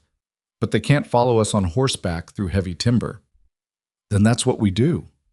He looked at her in the near dark, and she could just make out the set of his face, the particular look of a man who was making a rapid calculation and arriving at the same answer she'd arrived at. "Stay close," he said. "Both of you." They left the trail and went into the timber. It was as difficult as he'd said, and then somewhat worse than that. The dark and the trees combined into a kind of tunnel that had no clear direction, and she lost all sense of compass after the first 20 minutes, completely dependent on Caleb's navigation in a way she didn't like and had no choice about. She kept one hand on Noah's shoulder and the other on a tree trunk or a branch or whatever was nearest, and she put her feet where Caleb put his feet, and she did not let herself think about the distance remaining. Noah didn't complain. An hour into the off-trail push in a narrow clearing between 2 large spruce, Caleb stopped them and put the lantern out. "Down," he said, very quiet. They crouched in the dark. She pulled Noah against her. 20 yards to their left, something moved through the timber. Not fast, slow and deliberate, the sound of a man on foot being careful. She could hear breathing, just barely. She could hear the controlled, patient movement of someone who was very good at moving without being heard and was still, at this range, audible to someone who was listening for it. She felt Noah go completely still against her. She pressed her cheek to the top of his head and held it there and breathed through her mouth to make less noise. The sounds moved through the clearing on the left side and continued south. Fading. Fading. Gone. She waited. After 2 full minutes, Caleb rose slowly. He didn't speak. He pointed north and moved, and she followed him with Noah, and they went on through the dark timber in silence, not using the lantern again. It was fully light by the time they cleared the last of the heavy timber and the land opened out ahead of them. Long grass and rolling terrain, and the distant suggestion of a road, maybe 3 miles ahead, cutting across the landscape from north to south. She stopped and looked at it and let herself breathe. Noah stood beside her. He was looking at the open ground the way a person who has been inside a tunnel looks at air, with a specific physical relief. Caleb was looking back at the timberline. "He'll know we went off trail," he said. "He'll find where we left and he'll track it. He's good enough for that." "How much time do we have?" "In the timber, we gained on him because he was looking for us along the trail. Once he finds where we broke off," he calculated, 5 hours, maybe 6. "Then we run," she said. He looked at her. "We get to that road and we run," she said. "Whatever's on it, we take it. A wagon, a horse, anything." She looked at him directly. "I am not letting him catch us this close." "No," Caleb said. "We're not." They were halfway across the open ground when they heard the horse. Single rider. Behind them and to the east, coming out of the timber at a pace that was not frantic but was purposeful. She didn't look back. She grabbed Noah's hand and kept moving and said, "Don't run. Walk fast. Don't run." Running in open ground against a man on horseback was not a strategy. It was an announcement. "There's a gully," Caleb said quietly, beside her. 40 yards ahead and to the right. You can see where the grass changes color. She looked. He was right. "We get into it and we keep moving south in it, and he loses the visual," Caleb said. "Go." They angled right without breaking into a run, and she felt the ground change under her feet, softer, lower, the grass longer and coarser on the edge of the drainage cut. She stepped down into the gully, and it was deeper than it looked. Head height on her, a dry cut that ran roughly south, and would take them out of the rider's line of sight if he was coming from the east. Caleb dropped in behind them. "Move," he said. "Don't stop." They went south along the gully for 10 minutes, the cut winding in a way that meant they were never moving in a straight line. Her boots were soaked from the seep along the bottom. Noah was keeping pace beside her, not holding her hand anymore, just moving, on his own, matching her stride. Caleb stopped them with a hand on her arm. He listened. Silence above the gully. He looked at the cut bank above their heads, found a root, and climbed up enough to look over the edge. He looked for a long moment, then dropped back. "He's stopped," Caleb said. "He's sitting his horse at the timberline, not moving." She frowned. "Why would he stop?" "Because running us down in the open isn't what he wants." He met her eyes. "Think about what you told me. He doesn't attack directly. He watches. He follows. He waits for you to lead him to the people who've been helping you." He paused. "If he rides us down now, he gets 2 adults and a child. If he follows us to Denver, he gets 2 adults, a child, and a federal lawyer with a case against Victor Blackwood." She felt the cold understanding of it move through her. "He wants Crane," she said. "He wants everything," Caleb said. "He wants to know who else has seen those documents, who knows about them, who Crane has talked to. Catching us on an open hillside gives him documents. He'll destroy, and 3 people he'll make disappear. Following us to Denver gives him the whole network." He looked at her steadily. "We've been running in the wrong direction." "What do you mean?" "He's not trying to stop us from reaching Denver," Caleb said. "He's letting us get there. He's been letting us get there this whole time." She stared at him. "In Las Animas," she said slowly. "He found us." "But he didn't. He found us, and then he let us run." "Santa Fe," Caleb said. "Same." She sat with this for a moment. The gully around them was quiet, just the small sound of water moving at the bottom of it, and above them the open sky. "Then we can't go to Crane," she said. "Not directly. Not the way we planned." "No," he said. "We can't." He crouched in the cut, elbows on his knees, and looked at the dirt for a moment. "But that means we know something he doesn't know we know." She looked at him. "We know what he's waiting for," Caleb said. "Which means we can give him something else to wait for." He looked up at her. "And use the time that buys us." She studied his face in the daylight.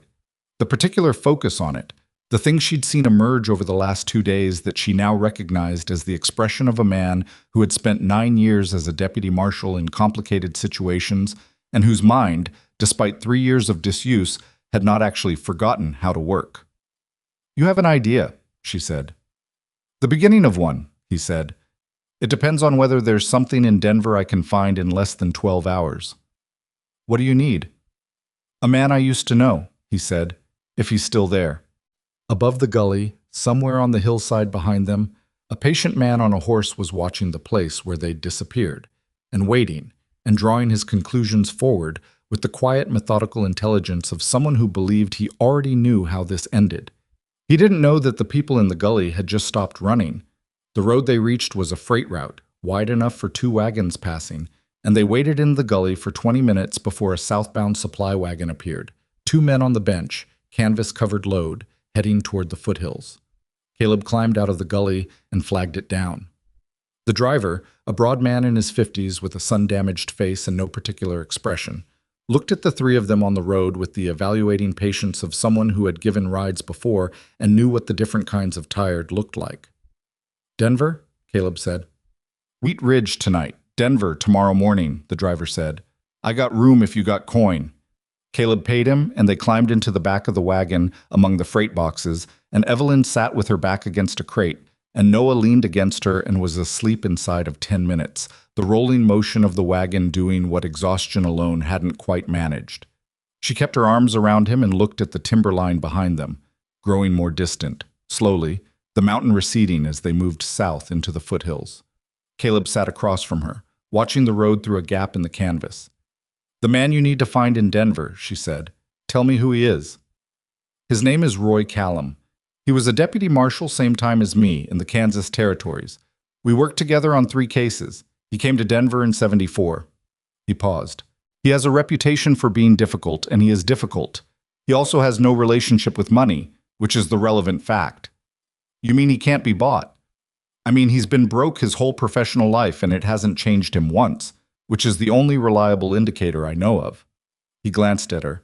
"He's also, as of the last time I heard, working as a court liaison officer. He has direct access to Judge Hargrove's clerk." She absorbed this. "You want a file before Crow knows we're there?" "I want the documents in Crane's hands and a court filing initiated before anyone watching us has time to react to what they're seeing." He shifted where he sat. "The way Crow is operating, he's watching for us to lead him to the whole network. He thinks we'll go to Crane first, Crane will file, and then he'll have a list of everyone involved. What he won't expect is us bypassing the direct approach." "What is the direct approach?" "Walking into Crane's office. He'll have someone watching it, or watching the area around the federal court building. We go there straight. He knows what's happening the moment we arrive." Caleb looked at her steadily. "What he won't expect is us going to Callum first, a court liaison officer in a part of Denver that has nothing to do with land claims. And Callum gets the documents to Hargrove's clerk without going through Crane's office. Not without Crane. Crane still needs to file. But the filing can be initiated through Hargrove's clerk directly if there's a law enforcement officer presenting evidence. It creates a record immediately. A legal timestamp. Once there's a court record, the documents are no longer just documents in a bag. They're evidence in an active federal proceeding. Blackwood can try to suppress them, but suppressing filed court evidence is a different order of difficulty than making a woman disappear on the road between Ridgeback and Denver. She looked at him. "You worked this out in the gully." "I worked most of it out on the mountain last night," he said. "The gully just confirmed the timing." She was quiet for a moment. "And Crow?" "He'll know eventually." "Yes, but eventually is not now, and now is what we need." He looked back through the gap in the canvas. "Once the filing exists, Crow's value to Blackwood changes. He's no longer the man preventing this from reaching a court. He's the man who failed to prevent it. That changes what Blackwood will ask him to do next, and it changes what Crow might decide about his own position." She thought about this. "You think Crow might walk away?" "I don't know what Crow will do. I know that men who work for men like Blackwood have a point at which the calculation changes. When the thing they were hired to prevent has already happened." He paused. "Some of them escalate. Some of them disappear. I've seen both." "And the ones who escalate?" "That's why we need the filing first," he said. "Not as a guarantee, as a reduction of odds." She looked at Noah sleeping against her. She thought about 2 years of running and burned barns and a woman who had lost 2 fingers trying to mail a letter. She thought about what she was carrying in the case across her back. 43 documents, the recorded machinery of 8 years of calculated cruelty, and what it would mean to finally put them somewhere that Blackwood couldn't reach. "All right," she said. "We do it your way." He nodded. She watched the mountain shrink behind them through the canvas gap until it was just a blue-gray shape against the sky, and then the freight road curved, and it was gone. They reached Wheat Ridge in the early evening, and the wagon driver let them off at the edge of town. Caleb found a boarding house on the main street, a better one than Ridgeback had offered. A 2-story place with a woman named Mrs. Bauer running it, who had the manner of someone who had seen everything and stopped being surprised by any of it. She gave them 2 rooms without unnecessary commentary and charged a fair rate and brought up a plate of cold chicken and bread without being asked, which Evelyn thought was possibly the kindest thing that had happened to them in 4 days. Noah ate and then fell back asleep almost immediately, on a proper bed this time, and Evelyn sat in the chair near the window of his room and let herself be still for a moment. Caleb appeared in the doorway. "I'm going to walk the main street, see if there's anything that looks like a familiar problem." "Be careful." "I'm always careful." "You're usually careful," she said. "There's a difference." He almost smiled. It was a small thing, a slight shift at the corner of his mouth, but she'd started cataloging his expressions because they were spare enough to be worth noting when they appeared. He went down the stairs and she heard the front door. She sat with the sleeping boy and the document case on the table beside her and listened to the ordinary sounds of the town below. Horses, voices, the distant clang of something metal, a dog somewhere, and felt for the first time in a long time something that was adjacent to stillness, not safety. She wasn't ready to confuse the two, but something one step removed from the constant forward pressure of the last week. She thought about Aldous Crane. She thought about Judge Hargrove. She thought about a court record with a timestamp on it and what that would feel like to hold in her hands. She thought about what happened after. She hadn't let herself think about after in a long time, because after had required getting through the before, and the before had been so comprehensive that there hadn't been room for much else. But sitting in a Wheat Ridge boarding house with her son asleep and a man she'd known for 5 days out walking the street below, she found herself in the unfamiliar position of having enough oxygen to think past tomorrow. She didn't know what after looked like. That was the truth of it. She'd spent 2 years with a destination, Denver, Crane, a federal court, and she had never fully allowed herself to imagine what was on the other side of that destination, because imagining it felt like counting something before it was hers to count. But she thought about it now, briefly, just the shape of it. A place. A real one, not a room rented by the week. A school for Noah. Mornings that didn't begin with a check of the window before getting up. The specific, ordinary pleasure of knowing where she'd be sleeping 3 weeks from now. It felt enormous and fragile, that shape, like something made of very thin glass. She put it away. Caleb came back an hour later. Clean, he said. Nobody I recognize, nothing that looks like a watch position. Good. He sat in the chair across from her at the small table. He looked at Noah for a moment. He slept the whole ride, she said. He needed it. He's needed it for about 6 months. She looked at her son.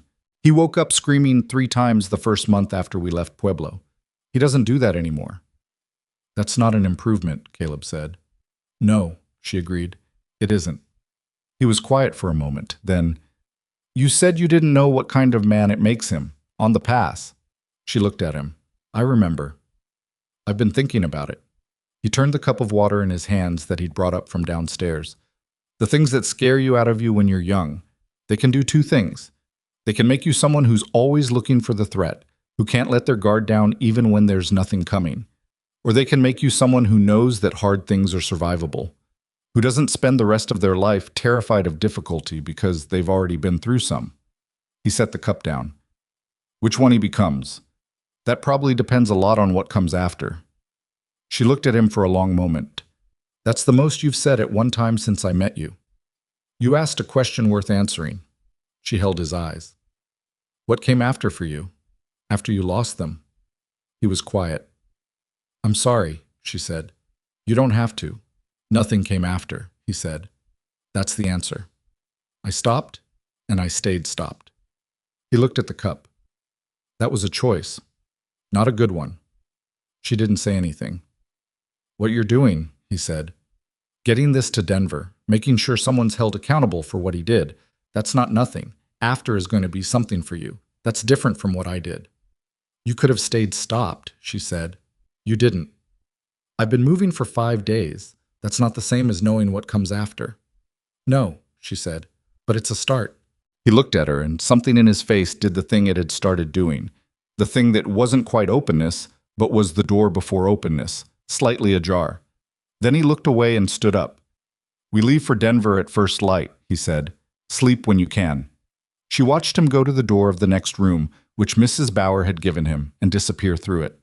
She sat for another few minutes in the quiet, and then she got up and lay down beside Noah on the narrow bed, and closed her eyes and was asleep faster than she'd expected. She dreamed about nothing in particular.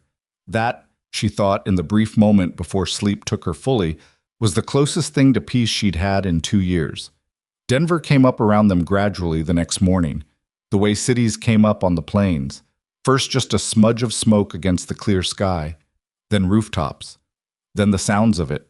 Voices and commerce and horses and all the accumulated noise of several thousand people going about their lives simultaneously. They'd caught a second wagon out of Wheat Ridge at dawn, another freight run, and the driver had let them off at the northern edge of the city without conversation. Caleb led them through the back streets. Not the alleys. Alleys were worse, they narrowed your options. But the secondary streets, the ones behind the main commercial routes where the foot traffic was thin and the buildings were warehouses and small tradesmen, where three people moving with purpose didn't draw a second look. Evelyn kept the document case close and watched the street ahead of them and trusted his navigation. "Where are we going first?" she said quiet. "Callum's office. It's on the west side near the courthouse, but not in the main approach to it." He didn't slow down. "If he's not there, we find where he's staying. If that takes more than an hour, we reassess. And if he's not in Denver anymore? Then we go to Crane directly and we move as fast as we can and hope Crow's network isn't as thorough as his reputation." She didn't like that option. She could tell from the way he said it that he didn't either. Roy Callum's office was on the second floor of a narrow building that had originally been a surveyor's office and still had the ghost of survey maps visible through the paint on its front window. A hand-lettered sign beside the door said, "Territorial Court Liaison, R. Callum." The door was open. Caleb went up the stairs first. The man behind the desk inside was perhaps 50, short and lean, in a way that suggested he'd always been lean and hadn't found any reason to change it, with reading glasses pushed up on his forehead and a coat that had been good once, some years ago. He was reading something and did not look up immediately when they entered. "Not taking new cases," he said. "Roy," Caleb said. The man looked up. A pause of about 3 seconds, which was long enough to contain a complete reassessment of the situation. "Caleb Ward," Callum said. He leaned back in his chair in a way that expressed neither warmth nor hostility, just the specific neutrality of a man recalibrating. "You look terrible." "You look approximately the same as you always did," Caleb said. "That's because I've always looked terrible." Callum's eyes moved to Evelyn, then to Noah, then back to Caleb. "Sit down and tell me what you've walked into my office." Caleb told him. Not everything. The essentials, precisely sequenced, with the economy of a man who had spent years giving reports and knew which details mattered. Callum listened without interrupting, which Evelyn noted was rarer than it should have been. He was watching Caleb's face, not the door, not Noah, not her, just Caleb's face, reading it the way people who had worked together for a long time read each other. When Caleb finished, Callum was quiet for a moment. "Victor Blackwood," he said. "You know the name." "Everyone in Denver knows the name." He picked up his reading glasses from his forehead and set them on the desk. "I've had 2 separate conversations in the last 4 months about Blackwood, one with Hargrove's clerk and one with a lawyer named Crane." He looked at Evelyn. "Aldous Crane has been waiting for you for 6 months." "I know," she said. "I couldn't get here safely." "And the documents you're carrying are what Farnsworth sent him word about before Farnsworth died." "Yes." Callum looked at the document case. He looked at Caleb. "You said there's a man named Crow following you." "He was behind us in the mountains. He may be in the city already." Silas Crow. Callum said the name in a way that meant he'd heard it before.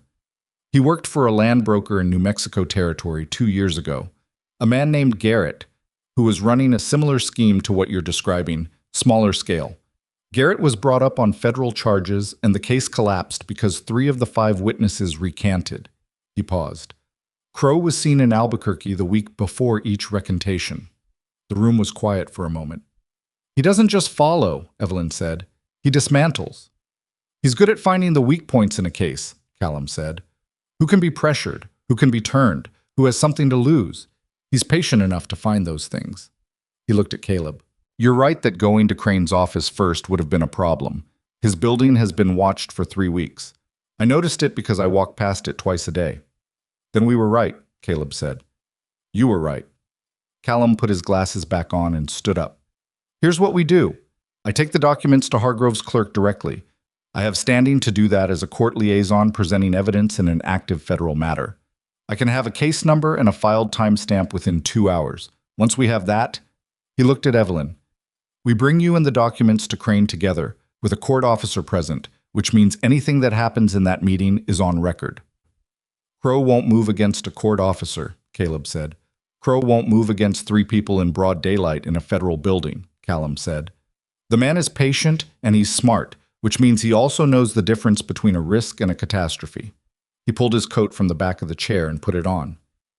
Are you ready? Evelyn looked at Caleb. He looked at her. She picked up the document case and held it for a moment.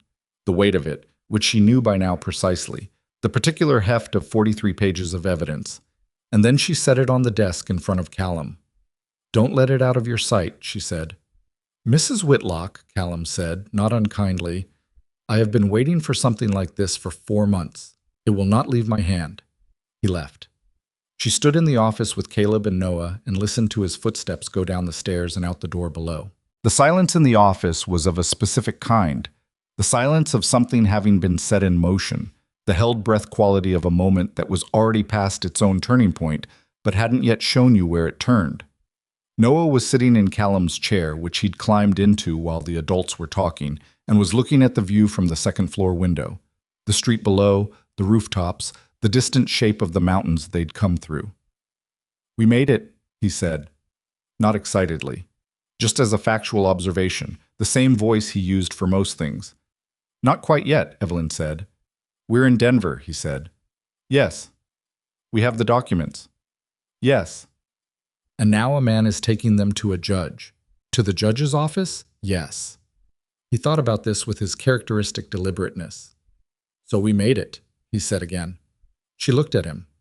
This serious, careful boy in an oversized chair, doing his arithmetic on the situation with the same focused attention he brought to everything.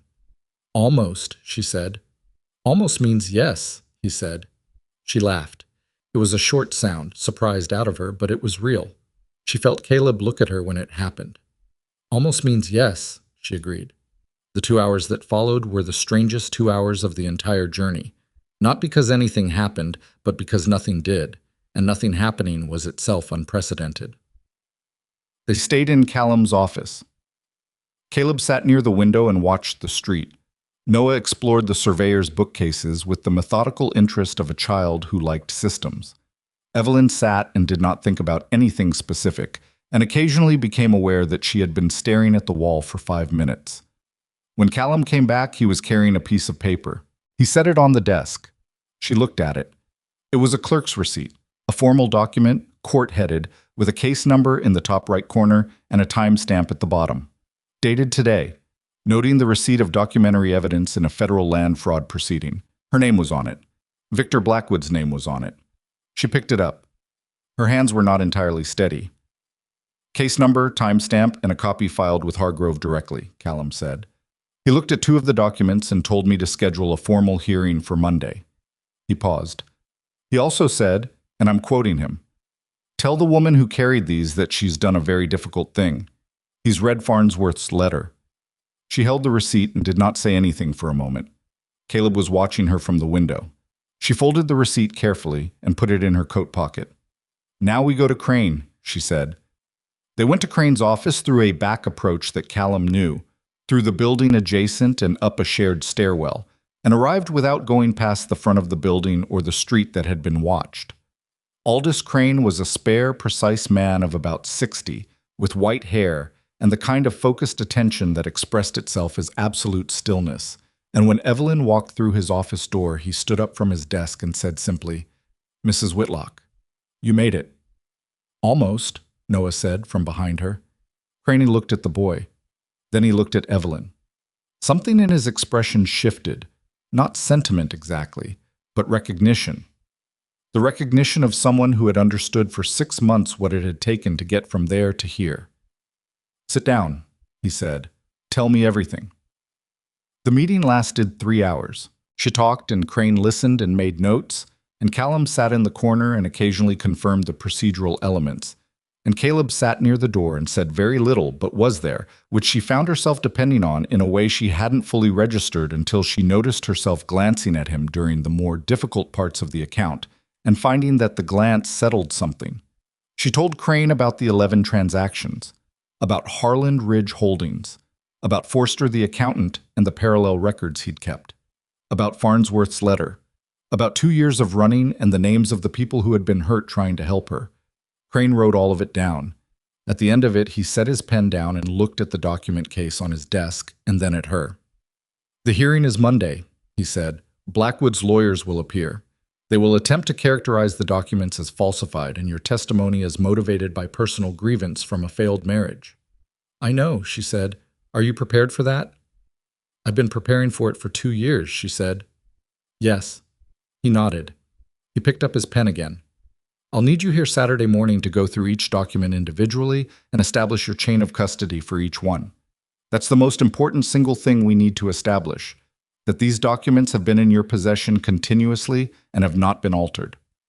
They haven't, she said. I know that. The court needs to know it. He looked at her directly. Mrs. Whitlock, I want to be honest with you about the difficulty of what's ahead. Blackwood has very good lawyers, and he has resources we don't have. This hearing may not go quickly. There will be attempts to delay, to discredit, to reframe. Hargrove will allow the process to work as it's meant to, which means he'll allow the other side to do what they're entitled to do. I understand, she said. The documents are strong, the strongest I've seen in a case of this kind, but I want you to be ready for the fact that Monday will be a hard day. Mr. Crane, she said, I've had approximately 700 hard days in a row. I'm adequately prepared. He looked at her for a moment. Then he said, Yes, I imagine you are. It was late afternoon by the time they left Crane's office. Callum had arranged rooms for them at a boarding house he trusted, near enough to the court building that they could walk on Monday morning, but far enough from the main streets that it didn't announce itself. They walked there through the early evening streets of Denver, the four of them. Callum had insisted on accompanying them, which Caleb had not argued with. The city moved around them with its ordinary self-absorption, unconcerned with the particular weight of what had just been set in motion.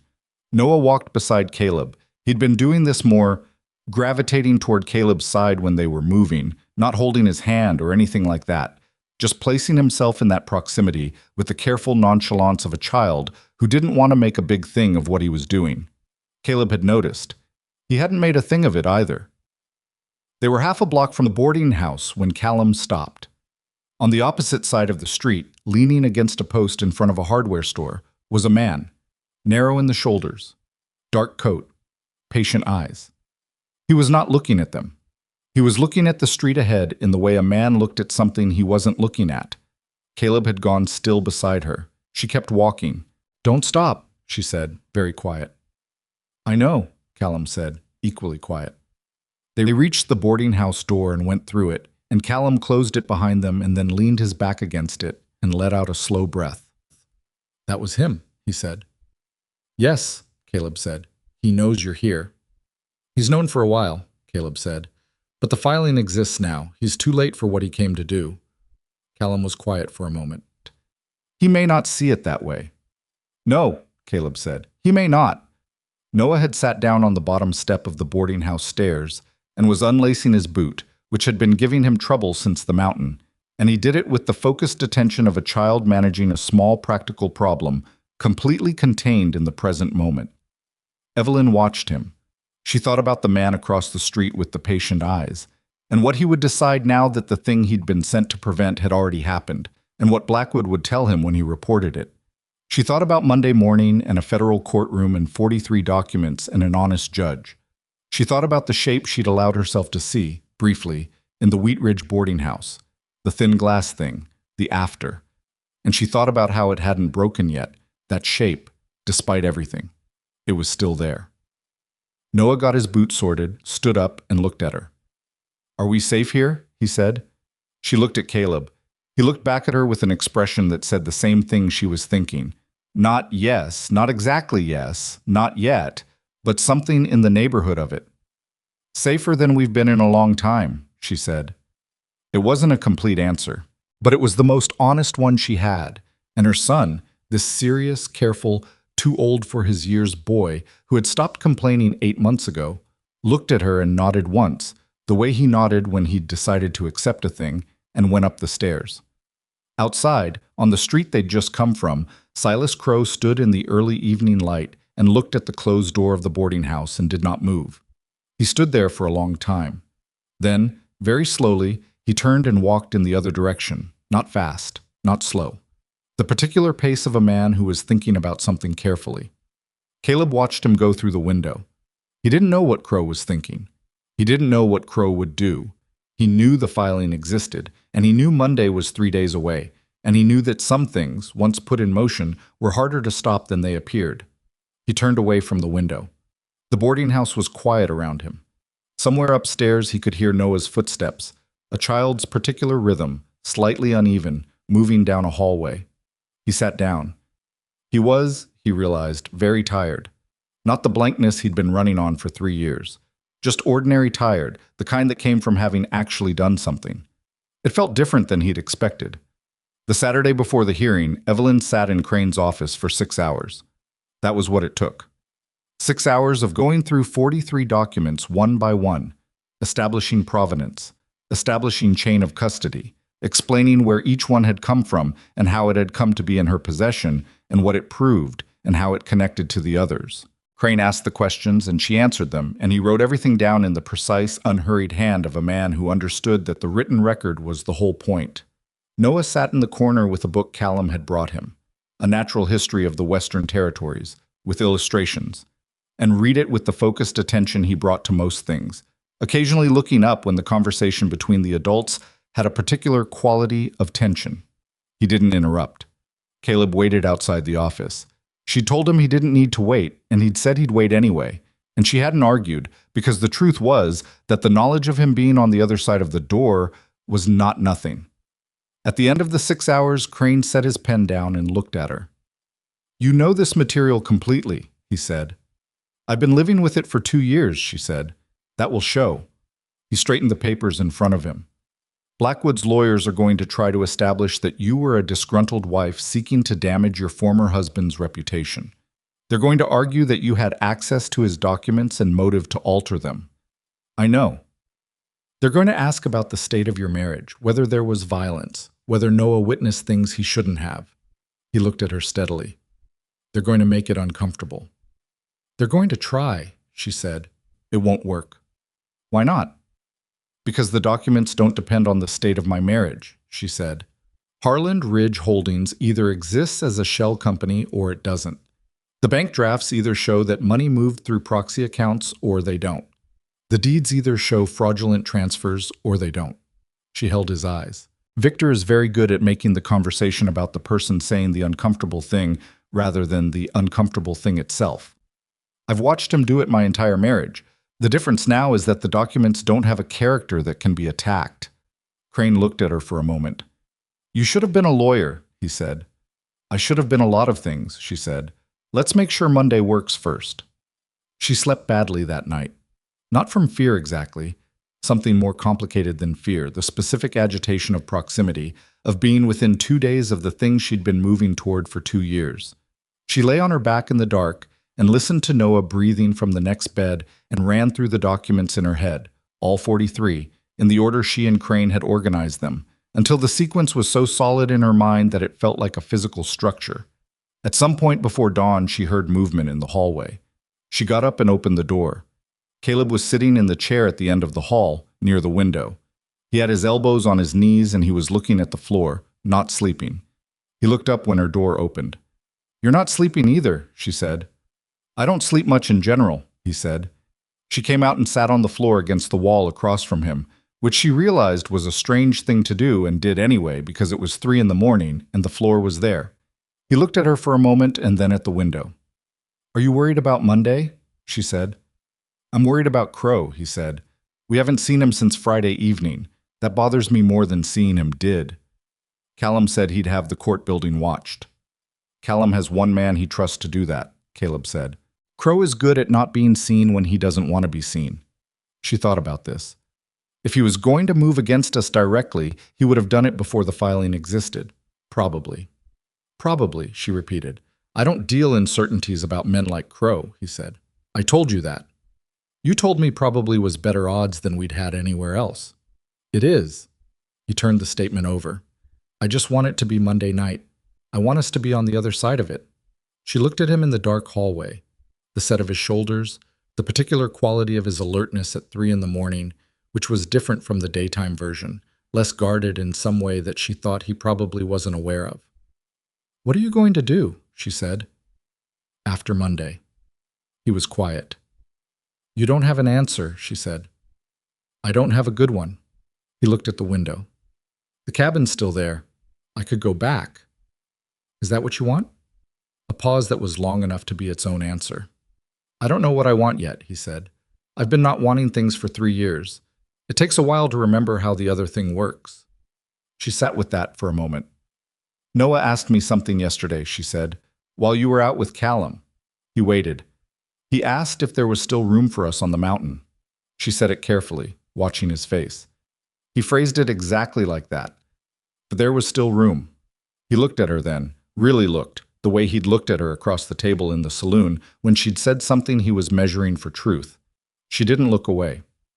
I'm not asking you to answer that right now, she said. I'm just telling you what he said. He was quiet for a long time. He's 7 years old, he said finally. He's an unusually perceptive 7 years old. Yes, Caleb said. He is. Neither of them said anything else. She sat on the floor against the wall, and he sat in the chair, and the night passed around them in the way nights passed, slowly and then faster. And then the window began to go gray, and the city outside started making its first sounds, and it was Sunday. Crane had told her to rest Sunday. She tried. She took Noah to a small park near the boarding house and sat on a bench while he walked along the edge of a fountain, testing the depth of the water with a stick he'd found, doing the particular exploratory thing that children did when the adults in their lives stopped directing them for a few hours. She watched him and tried to let her mind go somewhere neutral and found it kept sliding back to Monday. Caleb came and sat beside her on the bench. Callum found something, he said. She looked at him. Crow left Denver yesterday morning, he said. On the eastbound stage, Callum's man confirmed it. She stared. He left. He left. She looked at the fountain where Noah was poking at something with his stick. Why? Callum thinks Blackwood recalled him once the filing became public record. There's no strategic advantage in Crow being here now.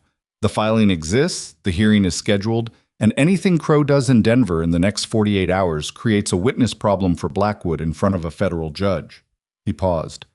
Blackwood is going to fight this in the courtroom now. He doesn't have another option, which means the people who operate outside the courtroom on his behalf are a liability rather than an asset. She let out a slow breath. He's cutting Crow loose. He's distancing himself, Caleb said, which is what men like Blackwood do when the legal exposure gets real.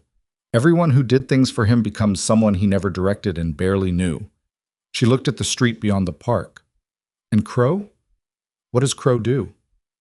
I don't know, Caleb said, but he's not here. That's what matters today. She nodded. Noah had looked up from the fountain and was watching them with his particular attentive expression. Something wrong? He said. No, Evelyn said. Something's right, actually. He considered this. Then he looked back at his stick in the water. Monday arrived the way significant days always arrived, without any particular ceremony, just the ordinary morning light and the ordinary sounds of a city and the specific, slightly sick feeling in the stomach that came from knowing what the day contained. They walked to the federal courthouse at 8 in the morning, all 4 of them, she and Noah and Caleb and Callum, who had put on his best coat and looked approximately the same as he always looked, which was a kind of reassurance in itself. The courthouse was a solid stone building on the corner of 2 main streets, and when they came up the steps and through the main doors, she felt the particular quality of the air inside, cool and formal and smelling of paper and old wood. And something in her steadied. She had been in enough uncertain places in the last 2 years that a place with this much institutional weight to it felt, unexpectedly, like ground. Crane was waiting inside the main hall. He looked them over, nodded, and said, "Let's go over the order one more time." They went over the order. The hearing room was smaller than she'd imagined. A rectangular space, paneled in dark wood, with a long bench at the front where Judge Hargrove sat and 2 tables facing it. One for Crane and Evelyn, one for Blackwood's legal team. 3 lawyers on Blackwood's side, all in identical dark suits, all carrying the specific untroubled confidence of men who had won a lot of cases by making the expense of fighting them prohibitive. Victor Blackwood was not present. She hadn't expected him to be. Men like Blackwood sent lawyers to courtrooms the way they sent writers to collect on debts, as instruments of a will that never showed its own face directly. She sat at the table beside Crane and put her hands flat on the surface and looked at Judge Hargrove. He was perhaps 65, with gray hair cut close, and a face that had the particular settled quality of someone who had spent decades listening to people tell him things and had long since stopped being surprised by what people were capable of. He looked at the room over his glasses and said, in a voice that was neither warm nor cold, but simply present, "We're here in the matter of federal land fraud allegations against Victor Blackwood. We'll begin with the presentation of documentary evidence." The first hour was Crane's.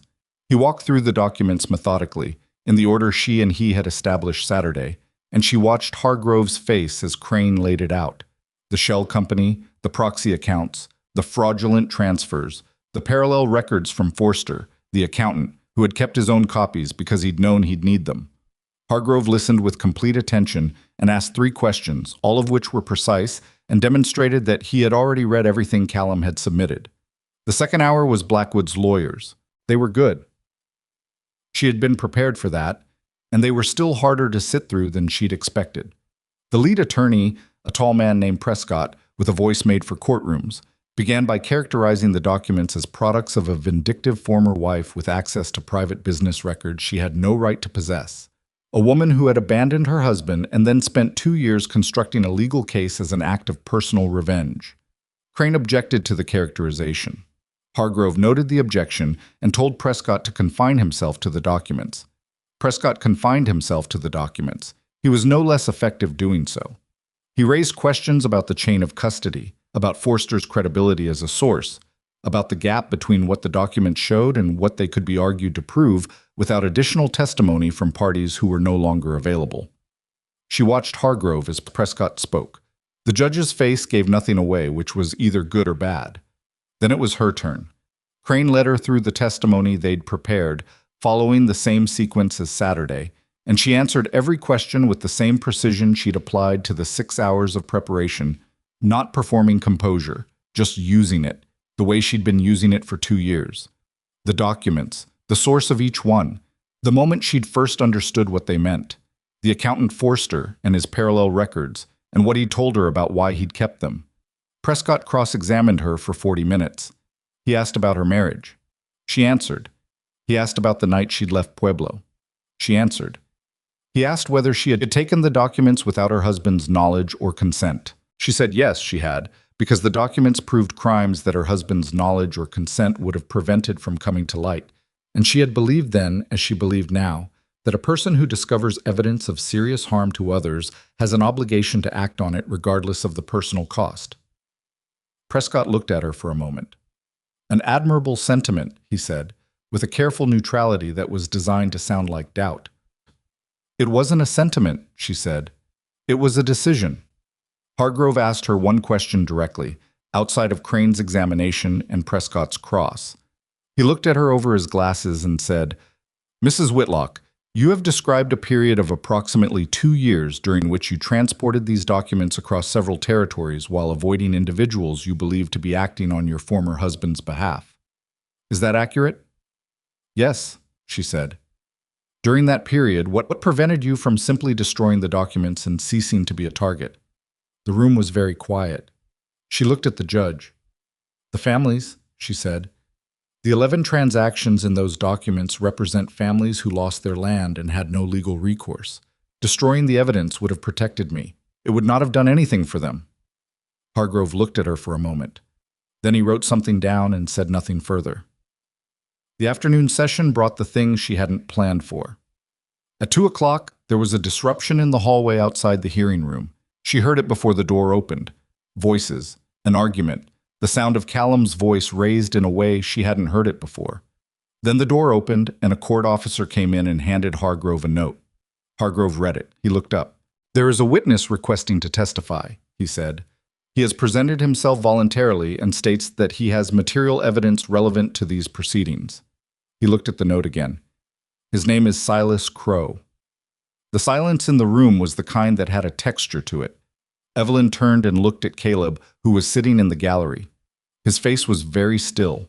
He was looking at the door. The door opened. Silas Crow was not what she had expected.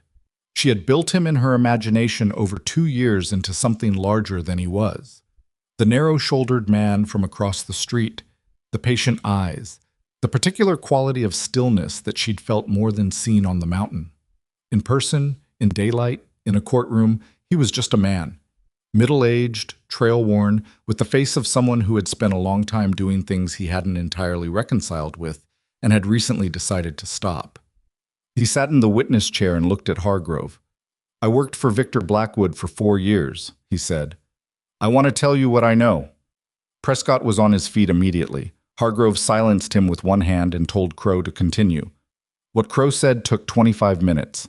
He spoke without notes, in the specific, unadorned manner of someone who had decided that the only way to do this was straight through without decoration. He described what Blackwood had hired him to do: to locate Evelyn Whitlock and recover the documents she carried, using whatever methods were necessary. He described following her through Santa Fe and Las Animas. He described the instructions he'd received regarding anyone who helped her. He described, in the same flat voice, an original land document he had been asked to destroy 4 months ago, a deed from the first of the 11 transactions, signed by Thomas Geddes as proxy for Harland Ridge Holdings, which contained a notation in Blackwood's own handwriting confirming the arrangement. He reached inside his coat and produced an envelope. He set it on the rail in front of him. "I didn't destroy it," he said. "I've been deciding what to do with it for 4 months." He looked at Hargrove. "I'm done deciding." The court officer brought the envelope to Hargrove. He opened it. He looked at it for a long moment. Prescott requested a recess. Hargrove denied it. She sat at the table and felt something that she could only describe later when she tried to find words for it, as the sensation of a very long-held breath finally releasing. Not in a dramatic rush, but slowly, steadily, the way a person breathed out when they had been bracing for impact, and the impact had gone differently than expected. Crane leaned close to her. "That's the piece we were missing," he said quietly. His own handwriting, his own hand connecting himself to the shell company. "I know," she said. "This is over," he said. She looked at the document in Hargrove's hands. "It's not over," she said, "but it's going the right way." Hargrove recessed the hearing at 4 o'clock and stated that he would deliver his preliminary ruling the following morning.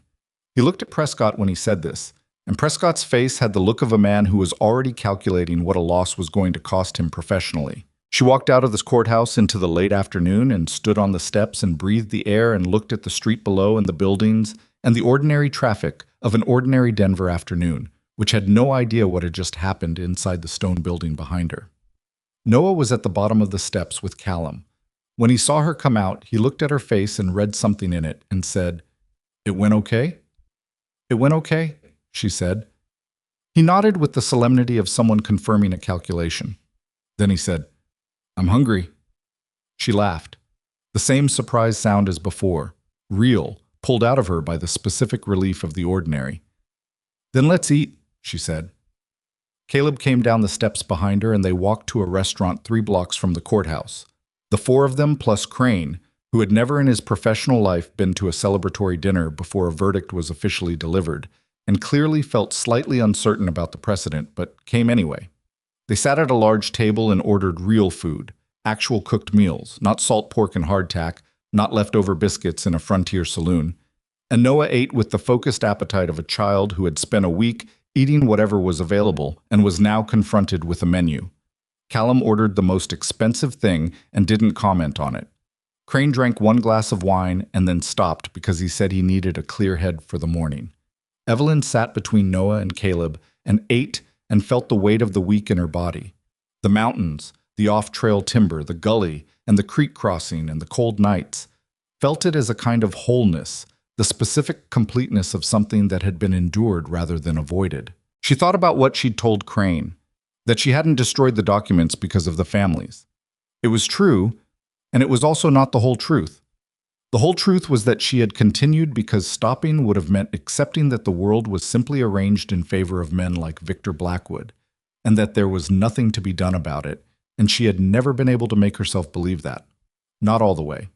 Not even at the worst points, the 3 in the morning points, the crying in a barn points. Some part of her had always refused. She didn't think of that as heroism. She thought of it as stubbornness that had gotten useful. Caleb was looking at his plate. Then he looked up and caught her looking at him. "Thank you," she said. He shook his head slightly, in the way he shook his head at things he thought were unnecessary. "I mean it," she said. "I know you do. You didn't have to come with us." I know that too. She looked at him steadily. So why did you? He was quiet for a moment. Around the table, Callum was telling Noah something about the Rocky Mountains that Noah was receiving with serious attention, and Crane was looking at his notes, and the restaurant was doing what restaurants did, and nobody was listening to the two of them. Because I was 3 years into proving that staying alone was survivable, Caleb said, and I wanted to see if there was something better than survivable. She held his eyes. Is there? He looked at Noah, who had asked Callum a follow-up question about the mountains, and was now listening to the answer with his chin in his hand and his elbows on the table, the most relaxed she'd seen him sit in the entire time she'd known him. Yes, Caleb said. There is. Hargrove delivered his preliminary ruling the next morning in 11 minutes. He found sufficient cause to freeze Blackwood's assets pending a full federal investigation. He ordered the seized properties held by Harland Ridge Holdings to be entered into a review process that would assess restitution claims from the 11 families. He noted in his ruling that the documentary evidence presented was among the most comprehensive he had encountered in a land fraud case, and that the voluntary testimony of Silas Crow, while extraordinary in its circumstances, was consistent with the documentary record in every material detail. He noted, without elaboration, that the courage required to bring such evidence before a federal court, under the conditions under which it had been brought, was not something the court was in the habit of acknowledging, but which it would acknowledge in this instance. He looked at Evelyn when he said that last part. She sat very still and received it. Outside on the courthouse steps afterward, Crane shook her hand and said the investigation would take months, possibly more than a year, and there would be further proceedings and further pressure from Blackwood's lawyers, and it was not, as she had said, over. He said all of this clearly and without softening it. She said she understood. He nodded and said, "Good, I'll be in touch Thursday," and walked back into the building, already thinking about the next thing. Callum shook Caleb's hand and said something quietly that she didn't hear, and Caleb said something back that she also didn't hear, and Callum looked satisfied and left. And then it was just the three of them on the courthouse steps, and the city below them, and the mountains in the distance to the west, still there, still enormous, completely indifferent to the events of the last week. The way mountains were always indifferent to the events of any particular week in human history. Noah stood on the step below hers and looked at the mountains. "Those are the ones we came through?" he said. "Some of them," Caleb said, "the ones further south. They look different from here." "Everything looks different when you're on the other side of it," Caleb said. Noah considered this with the seriousness he brought to most observations that struck him as worth considering. Then he said, "Is the cabin still there? The one north of Ridgeback?" "Yes," Caleb said. "Is it far?" "A few days?" The boy turned and looked at Caleb with his particular direct gaze, the one that was too old for his age and also, despite everything, still completely a child's in its basic honesty. "If we went back there," he said, "would there be room?" Caleb looked at him. Then he looked at Evelyn. She didn't say anything. She was watching his face, watching the thing that had been happening to it since the saloon in Ridgeback, the slow and imperfect and very human process of a man deciding to want something again. It wasn't a clean process. It had rough edges, and she could see the rough edges. He was going to be difficult sometimes. He was going to go quiet in ways that were hard to read. He had 3 years of accumulated stillness to move through, and that was not going to happen quickly or gracefully. She knew all of this. She also knew that he had sat up all night in a chair at the end of a hallway because he couldn't sleep and hadn't wanted to be far. She knew that he had carried the larger pack without being asked, and had found the stable footing on a loose slope, and had led them off trail through dark timber, and had told a 7-year-old boy that the things that scare you can make you someone who knows hard things are survivable. She knew what kind of man he was. Not the finished kind. The kind that was still in the process of being itself, with all the difficulty and possibility that came with that. "There would be room," he said to Noah. Noah nodded. "Okay," he said. "Just that. Okay." The way he said things that were large by making them small, because he'd learned that making large things small was how you kept hold of them. The three of them stood on the courthouse steps a little longer without talking, and the city moved below them. And somewhere in the federal building behind them, a timestamp on a court record was changing the shape of 11 families' futures in ways they didn't know yet. And Silas Crow was somewhere on the road east, deciding whatever he was going to decide about who he intended to be now that the job that had defined him for 4 years was finished. And the mountains stood in the distance the way they'd always stood, unchanged and enormous, the same mountains that had been hard to cross and were now just mountains. Beautiful from here, from the other side of them, in the particular way things became beautiful once you no longer had to survive them. There is something people don't often say about hard years. Not the dramatic ones, not the ones with clear enemies and obvious danger, but the long grinding kind, the kind where you get up every morning and do the next thing because there is no alternative except not doing it. Nobody celebrates the people who endure those years. Nobody writes about the specific courage it takes to keep going. When going means just going, day after day, with your child's hand in yours, and everything you have in a bag on your back, and the thing you're protecting, slowly, reshaping you into someone you didn't plan to be. It makes you careful in ways that don't come undone easily. It makes you hard to reach. It costs you things you don't get back. But here is also what it does. It clarifies. It removes the things that don't matter until what's left is only the things that do. A 7-year-old boy's hand in yours. A court record with a timestamp. A man who decided to step out of his own disappearance because a child was hungry and something in him remembered what that meant.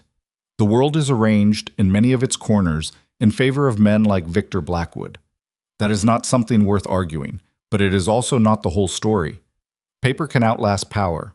Honesty, carried long enough and far enough by someone stubborn enough to carry it, can find a room where it is finally heard. Not always, not easily, not without cost, but sometimes.